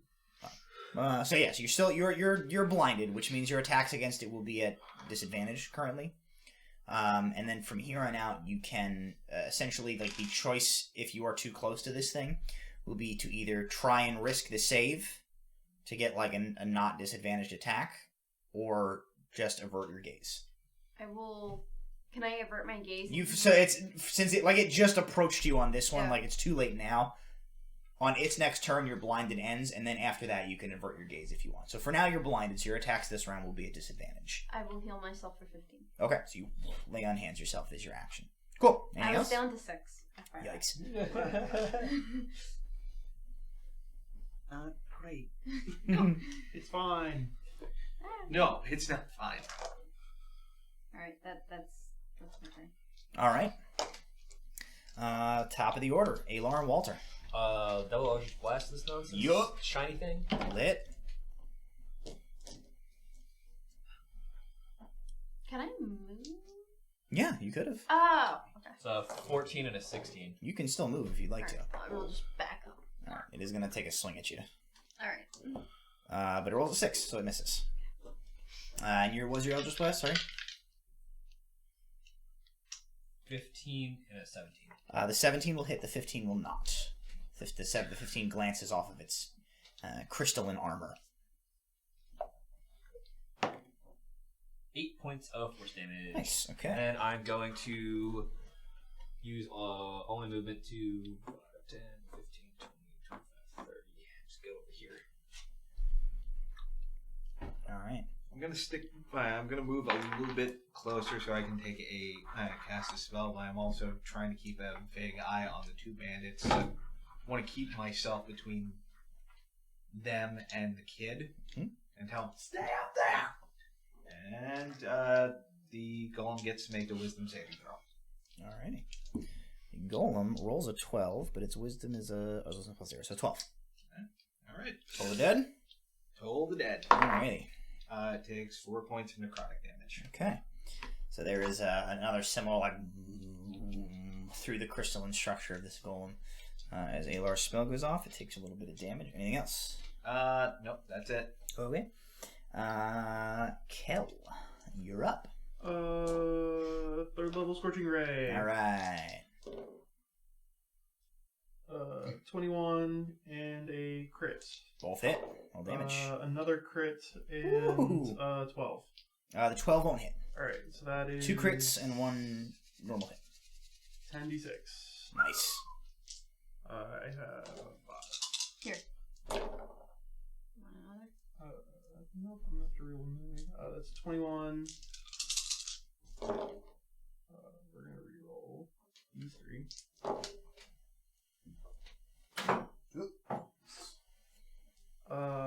41 fire damage. 41 fire damage. Okay. Wild magic. Nice. All right. Oh boy. Okay. Let's see. Nope, that's not. Any construct in the immediate area dies. You cast Shatter as a 9th level spell. What? What do you got? I turn into a potted plant until the start of the next turn. Hank! Save Kel! There is now a ficus with a hamster ball sitting in it, where Kel was standing a second ago. While I'm a plant, I am incapacitated and I have vulnerability to all damage. If I drop to 0 hit points, my pop breaks and my form reverts. Okay.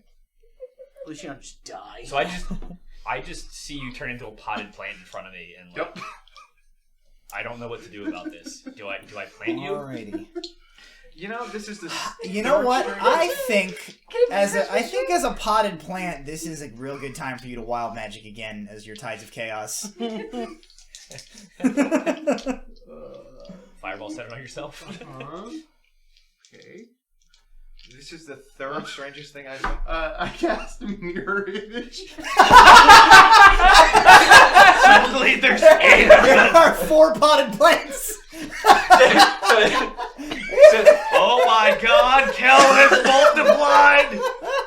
What is happening? I'm like 10 feet from this happening. I'm I'm blind. I don't see anything. You guys don't see. It happened again. Oh, no, it's on my next turn. I'm I'm not the blind one yet. that gets to witness Kel's wild magic again. No, I'm not blind yet. I'm seeing this too. I'm looking at you. It's like You're a looking game at of me. Fortnite right now. With potted plants. What is It's like happening? It's like he's a plant. Fractal. But the plant has that face. Oh my god! There are 4 potted plants. Oh boy. Oh goodness. Within That's you, there are 2 potted plants. One is a ficus. The other one It is the bandit's turn. They are both unblinded.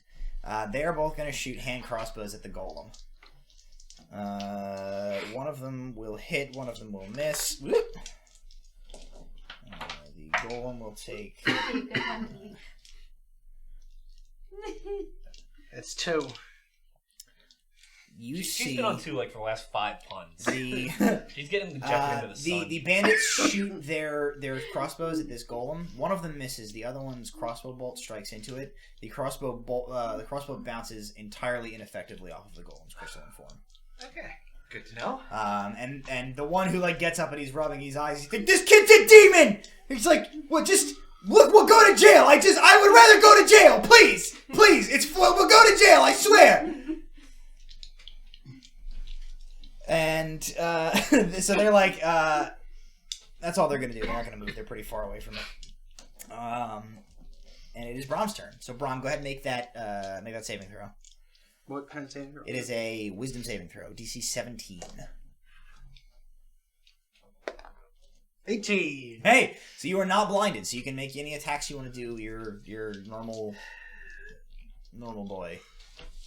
I'm going to attempt to just stab it. Okay. Roll the hit. It'd be 15. No. So similar. You kind of see similar to their crossbow bolts. Your rapier just like against it. Entirely ineffective. There's no way I can move without it hitting. It has already used its reaction this turn to take an opportunity attack against Newland, so you can run.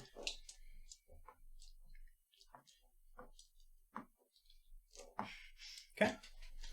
Alrighty. So Could have gone towards Kellen. I'm gonna go to 1, 2, 3. The plants? No, It's thank not you. gonna. Yeah, we're not. It's not even like. It's not. It has not targeted Plant Kel as a threat, so it's gonna actually just ignore him. And it's gonna go after Brom. Not Nula. That's right in front of it. I am rolling its targeting sequence entirely random. So it goes right after you again. So move it right up to you, and it's going to take 2 attacks against you. I'm gonna be dead now. It rolls a 4 and a 1. It misses you both times. I'm gonna be dead. I'm not dead. And it doesn't hit you. You dodge out of the way. I'm okay. I'm still okay. That is its turn, and it is Nula's turn. Alright, I need a roll for blindness. No, it's over when it gets to its turn, and you are not close enough to it anymore. Okay. You got to be within 10 feet, so you are far enough away that you're fine. If you close to melee range to attack it, you will have to avert your eyes or repeat that save. She's behind it. It's like the whole thing is glowing. I will go and revert my eyes. Okay. Revert your eyes. Nula's eyes go into the back of her head. Oh, this is supposed to be Holiday. So Walter, you see 2 eyes. How are they attached to the horns? I don't understand. Nula's head. Revert You can your make. eyes. This is the Guillermo del Toro film all of a sudden, ladies and gentlemen. Our hands. 14? Mm-mm. My God, man, revert your eyes.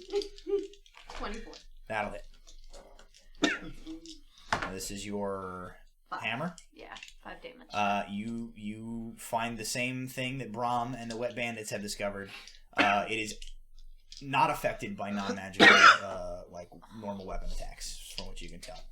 The weapon just off of it. Okay. Anything else? Nope. Okay. Alar and Walter. Second burst, same as the first. All right. Wisdom saving throw. It gets a natural 20. Okay. So it does succeed that time. Does an 11 hit? Nope. Does an 18 plus 6 hit? Yep. Alright, well, it takes 9 points of force damage. Alrighty. And I guess I'm in a good enough spot to I'm actually, you know what? I'm gonna walk up to the kelp plants and I'm just gonna crouch behind them. Alright. I'm going to my other action. I'm going to pull out the slightly enchanted dagger, the one that cuts and reforms. Okay.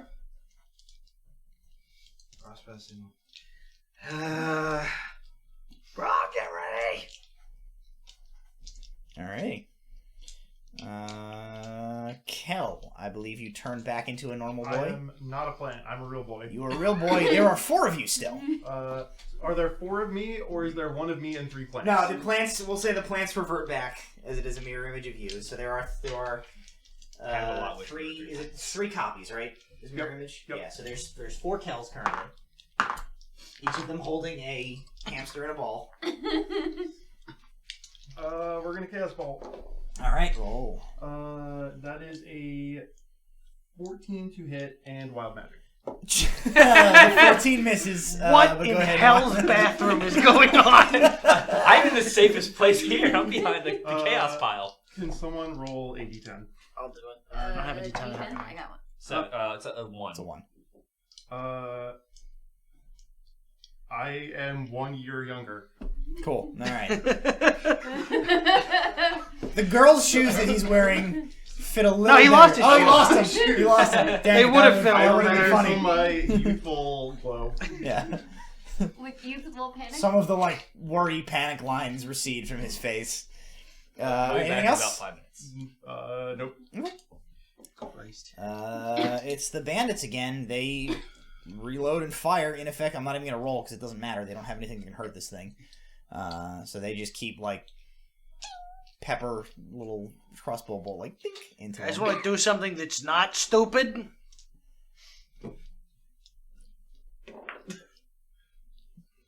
This is what they're doing. They're looking at each other and themselves. And then the one over there with the ball that's who even is this guy? And it is your turn, actually, Rom. Am I going to have to make the roll because it's in my face? You can avert your gaze and take disadvantage, or you can choose to not avert your gaze and make the roll, and if you succeed, you're fine. If you fail, you're blinded. I'll avert my gaze. Okay? Although, no, that might affect all my spells because I think I have to see it to do it. Can I just do anything? No.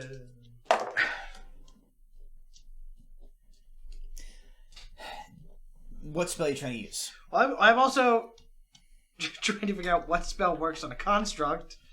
Not much that I have. I'm gonna go out on a limb and say that your build is heavily biased against things that are made of squishy stuff and not things that are made of like. Yeah. So I'll say like if it's a spell that says like you have to see it, like unless you risk the thing and become blinded, if you'll avert your gaze, I'd still rule that like you know where it is. Okay. It's a big glowing thing, and you can like look kind of away and still cast your Have spell. any at metal on it at all? Yes. Where? Some of the joints and some of the like plating is bound together with some metal. I'm gonna heat a knee joint. Okay, yeah, you heat a knee joint. I'm gonna cast it at 3rd level. All right. Give me old icy hot. Cooking book.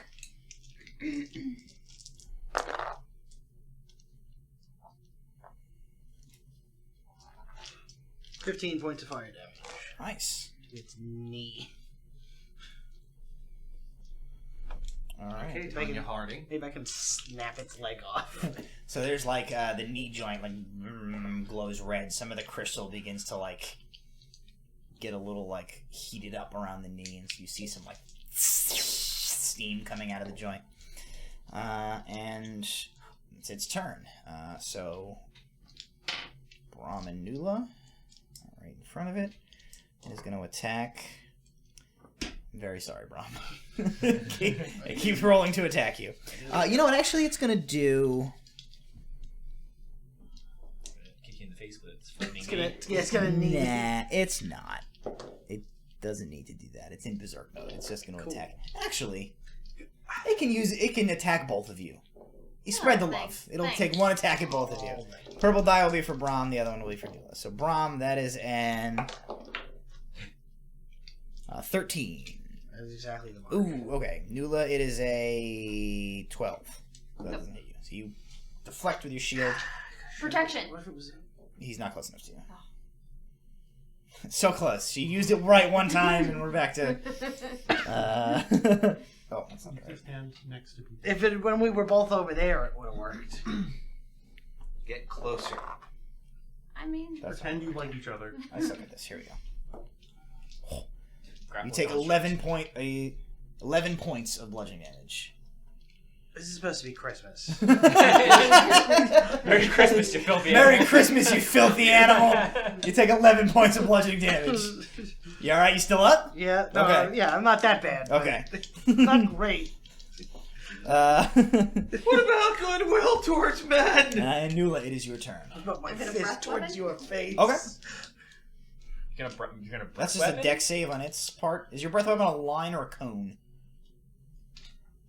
There's no way that it gets around it. It's going to hit you either way. I will tell It you is? that. You have to. It's move. huge. Like, look at where it's standing and where It's you're so somewhere. large. He's like, But like, You have it's to definitely way bigger than her Move spray slightly weapons, right? around it. yes, you Yes. can. All right. You can do that. I will do that. I'm gonna Stand breath next- weapon. Oh no. And breath weapon. Okay. Surprise, Pikachu. What is the It's a Dex save? Yeah. deck save?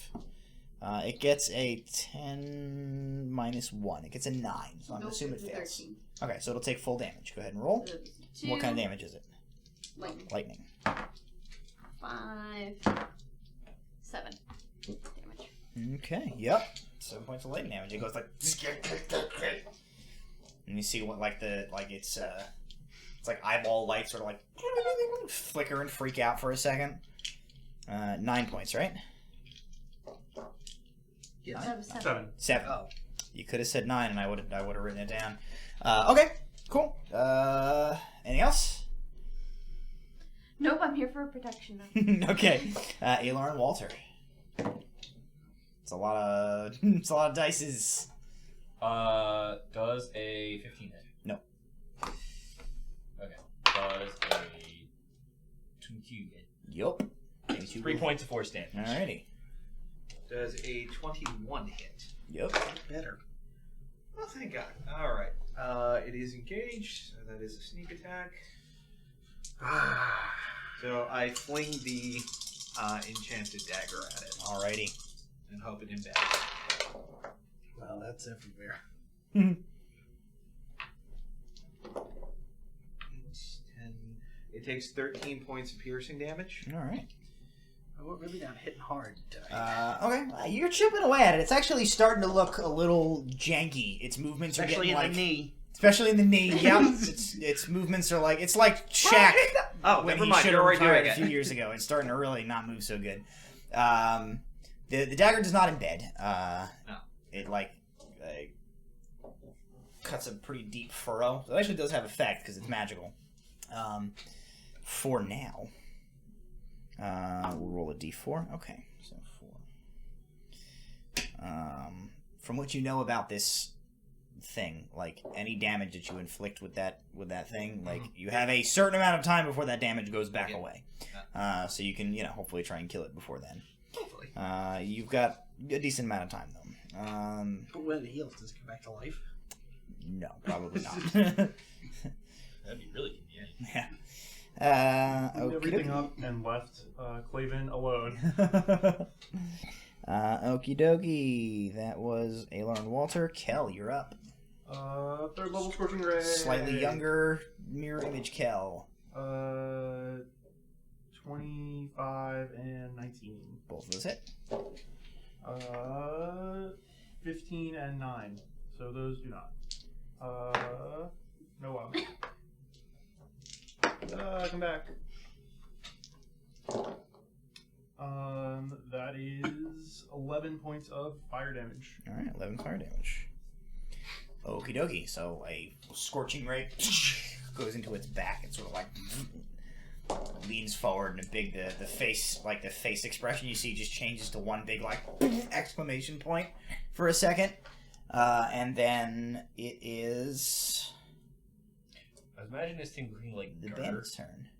but now I keep imagining like just a computer face. It has like a blank crystal face that like lights are making emojis on as you guys Is are it like fighting. the Into the Spider-Verse?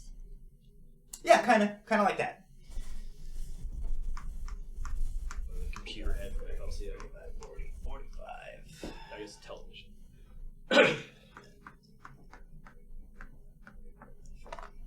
Both of these guys run and like dive down the hatch out of the Good thing the police are outside waiting. At this point, hopefully, maybe. Here's Stanfield. You stop, you ruffians! stabbed out of the treehouse. All right. Either that, you we're can go gonna pull find them. Stanfield standing over them, just going. I'm not sure what happened, sir. They've left. And it is Brom's turn. All right, thank you.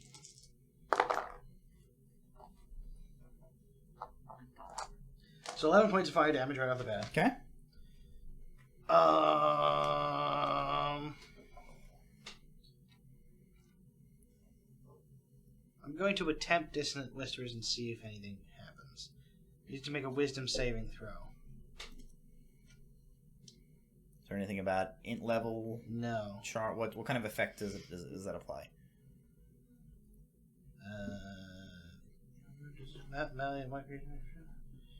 Rank it with terrible pain. The target must take a Wisdom saving throw.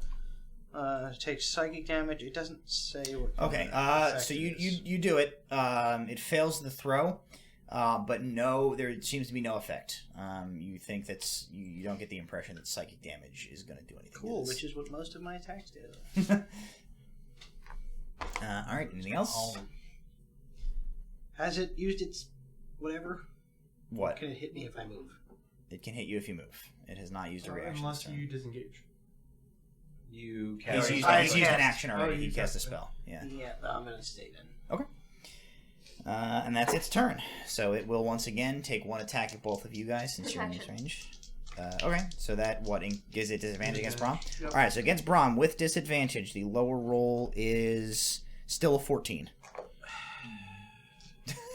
And against Nula. Come on! Nula, it rolls a 1. God damn it! Some protection you are. I'll save you! Shoves you into the way. You take 13 more points of bludgeoning damage. Awesome. Looking at 7. Ooh, looking like about a 7. All right. That's its turn. On a scale from 1 to 45. I'm looking at like a real 7. I cast Moonbeam. Cool. Okay. You could have, healed or something.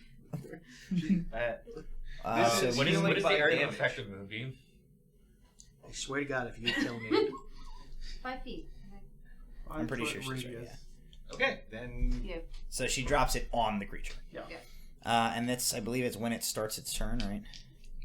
For the first time on a turn, or starts its turn When it there. enters a space for the first So on time, its turn, it will or take on the its damage. turn. Yes. Yeah. So your moonbeam comes down, and on its turn, it will get blasted with the damage. So remind me to have you roll the damage when it gets back to its turn. Anything else? I will also reach out and cure 5 points to I Brom. believe that is an action as well. I get 2 actions. No, you get 2 attacks. 2 when you attacks. get the attack. You cannot. Yeah, you can't lay on hands currently. Use your action for your Action moonbeam. search. Action search. Not a fighter. All right, then top of the order, Alarm Walter. wisdom saving throw. All right, it rolls an 11, and I think it has a +0 wisdom, so I'm pretty sure it fails. All right. Yes, it does. It takes 3 points of force damage. Okay. And 3 points of necrotic. Okay. Put away. So yeah, so it just sort of like, and then like comes out of Its it. knee snapped off yet. Yeah, its knee is going like this. Knee's doing like the Elvis leg curve. He's freaking out. All right, and Kel, you are up. The Chaos Bolt times the Chaos. Okay. Tides is active. 25 hits. 25 definitely hits. No wild magic. Okay. It's been so helpful. I mean, it shaved a year off his life. It gave me partial cover, so... Shut up. And it really brightened up the room. Why don't you partially shut up? I mean, really, a 25 ficus is an points excellent thing to have. of thunder damage. 25 thunder. Cool. All right. So there's like a, and the you see like a bunch of like internal, almost what looks like neurons, like ripple through all of this thing's crystal as it like. There is a half a moment where the whole thing goes like. I did a it! bunch of like steam is coming off of it, and then it's like. You have to it. And the face like whoop, whoop, comes back, and it's just like meow. And it is bandits are out the door. Brom, it's your turn. Disengage. Disengage. Well, Back up. it's gonna take the damage no matter what. So I'm gonna roll my damage first.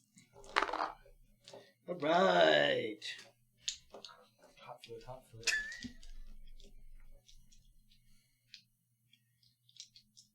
21 points of damage. Oh, Does his knee explode? Its knee explodes. Yes! Its knee explodes, and you actually see a shard of crystal plating from like the knee, like when the pressure like builds from the heat inside it, blows the knee out, and like a crystal shard just goes like up into its like under its chin, and it falls down to its one good remaining knee and its stump, so that it's like its head is now like level with yours, and you just see like the sad face just goes like, and then like, and it goes out, and the thing lurches backwards And we hear the windows and shut falls off to the ground, and it is dead, and you are out of combat. And kill you wild magic. Huh? Killed it with its own So one knee! shot, we're gonna use the wild magic, so I want to see what happens. Everyone in the room dies. As long as it's not fireball centered on him, where I have my successful cover. I have to look up a spell. Oh no. Oh no. Can I heal Brom? Let's see what his spell is first. What kind of save is this? I'm going to make a wisdom save. Okay. Against your own spell save.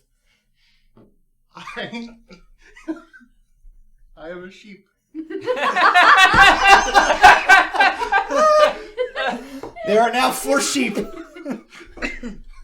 You guys deal with this. I'm gonna go. Also, hit for him. Like, Yeah, hamster on top of the sheep. Alar's running for the trap door. Okay. He's gonna go chase the bandits. We have a herd.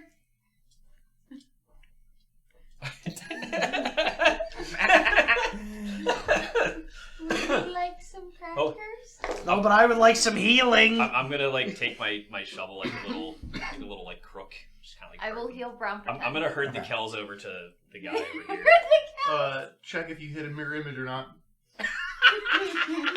Hold on, do I have to like roll a d20 or what? Yes. Oh my! I don't remember. It's a D20 on a... Wait, can I speak with animals? You sure can. Hold on. I'm gonna 1 and 4. All right, I rolled a 1. Yeah, sure. Right, I'm just herding the pile of Kells over with my shovel, like some kind of demented shepherd. Wait, I'm gonna disguise myself as a shepherd. Okay, this guy's a shepherd. She's one of the that's kind of shepherds on brand. from the vicinity. So Alar has jumped out of the trapdoor. You guys are herding sheep Kells towards the door. What are you guys up to? We're like, I'm speaking with animals. Do you want to like grab Clevin? I'm gonna go over here. I was really hoping you guys would leave and no one would remember to get him. I was like, What's up? Oh, they're gonna forget him. How's it going? Broke his robot. I turned into a sheep. And we left. How's it going? Clevin. Macaulay Smulkin, whatever. By the way, what name it is? Macaulay. What is it's not a name? It's not canon in this universe. His name is Clevin Mack. I'm going to be a sheep for an hour. So Kel will not be participating in the roleplay wrap-up portion of this. You're in a treehouse. Kel's dead. What a coincidence! I can be disguised as a shepherd for an hour, so that's what's gonna happen up in the treehouse. There's some weird roleplay going on. So you grab you kind of go up to Clevin there, and he's like, these guys were trying to get into my house. I had to protect it. You did a good job, you little sociopath. Like ruffle his hair. He's like, I just want to get out of here now. I tried to use one of my mom's constructs to help, but I guess it was a prototype. It wasn't. He like points at the smoldering control unit, and he's going crazy. He's like, man, I'm real glad you guys were here. I don't know what would have happened otherwise. He's like, what happened to those robbers that were trying to break in? They're dead. Oh. That's No. dark for I think a Christmas I think episode. they ran off. So, okay, well, he says, he kind of looks and he says, well, we better get out of here. He says, you're not supposed to keep and he like gestures at the extra dimensional like space. You're not supposed to keep this on for too long. And he clambers his way down off the little pirate ship and we found Hank. he goes, oh. He's like, Hank's my brother Buzz's hamster. He sucks. I will communicate with the animals to talk to Hank. Okay. What do you say to Hank? Carrying him like Tiny Tim on my shoulder. I will tell Hank, I think you're pretty cool. Like, hey! Thanks, girl! I think you're pretty cool, too! I'm Hank. It's real weird that you guessed my name like that. That's exactly what my name is. Hank. Hank the hamster. Yes. For 10 minutes. That is how he was reborn. He's into the reincarnated. form There's a lot of throw punches now. So you can't get sheep downstairs or ladders, and this extra dimensional space is going to collapse. And Clevin like looks at the sheep Cal and he goes, did he accidentally polymorph himself? Yeah. Sure. He's like, oh. He's like, I might be able well, to. if it takes a bunch of damage as a polymorph, won't it revert? I'm gonna kick it. I'm gonna kick Sheepkill out the door. Like, just boot him right out of the. I can try to Does carry anybody him want an against Arcana him. check to make sure that's correct before you push No. Kel through? No. Okay. I'm gonna take the word of the sociopathic child. Okay, so you... I don't know that works like that. You're all the way over here, first of all. Look, I'm a shepherd. I know what I'm doing. Okay, you push Sheepkill out the door, and you take 30 feet of fall damage. You take 12 points of fall damage. I am unconscious and dying. Do you revert to a person when you go unconscious? I believe so. Okay, so that happens. But You guys just do... Kevin's like, oh, I guess not. I will go down and heal. So you start to climb. Actually, Kel, as you are like slipping into this sweet embrace of death again, your orange sweater grows quite Sizes. warm and snuggly against your body, and you are healed. So the sheep is wearing a sweater?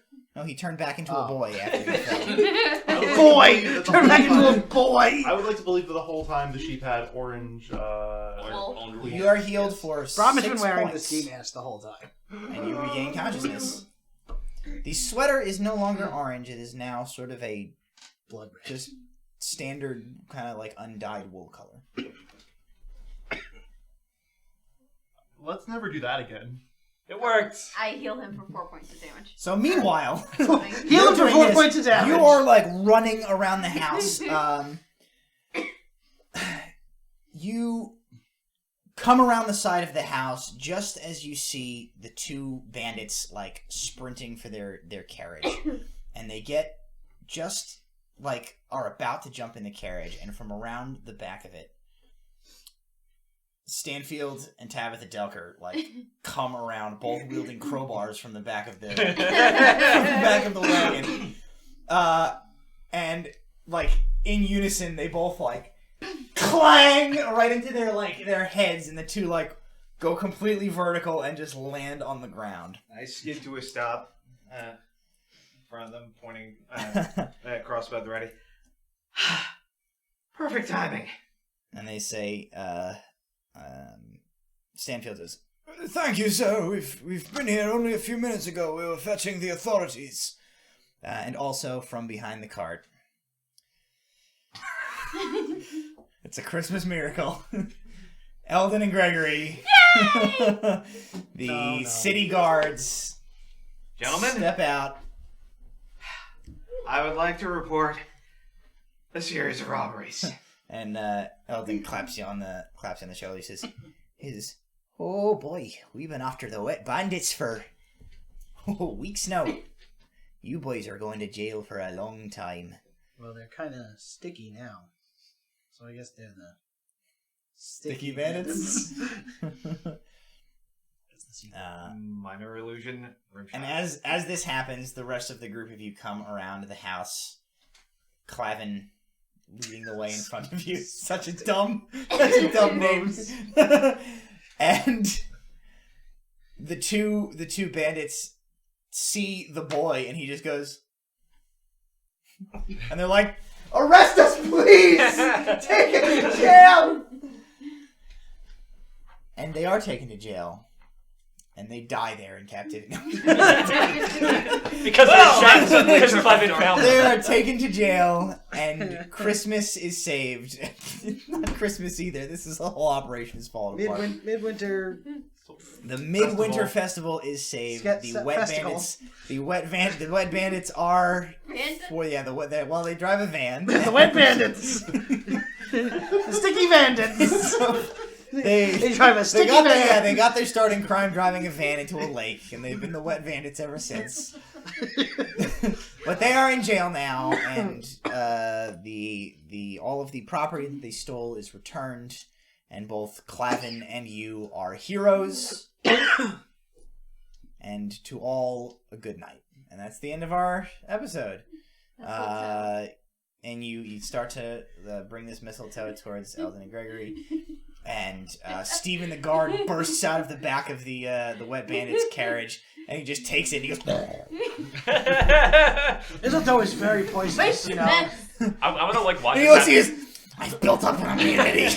Well, thank good, because I used all my paladin points. I have no more. God damn it, Steven. And he runs Who off. does that? He runs off into the night. What's that guy's name, Steve? It was Steven.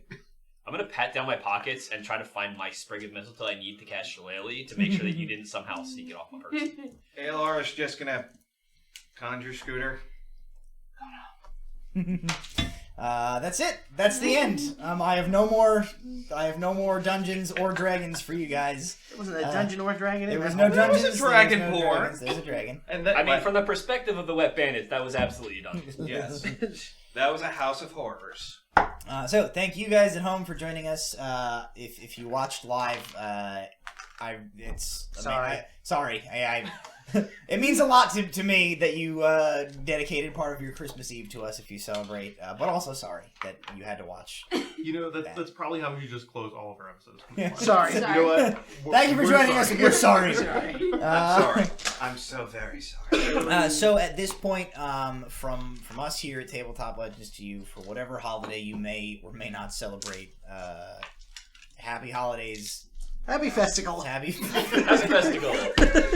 I very much hope that we manage to pull this together and stick around right now. Fingers crossed for a short video from not just us but all of us here at Proficiency Bonus for this holiday season.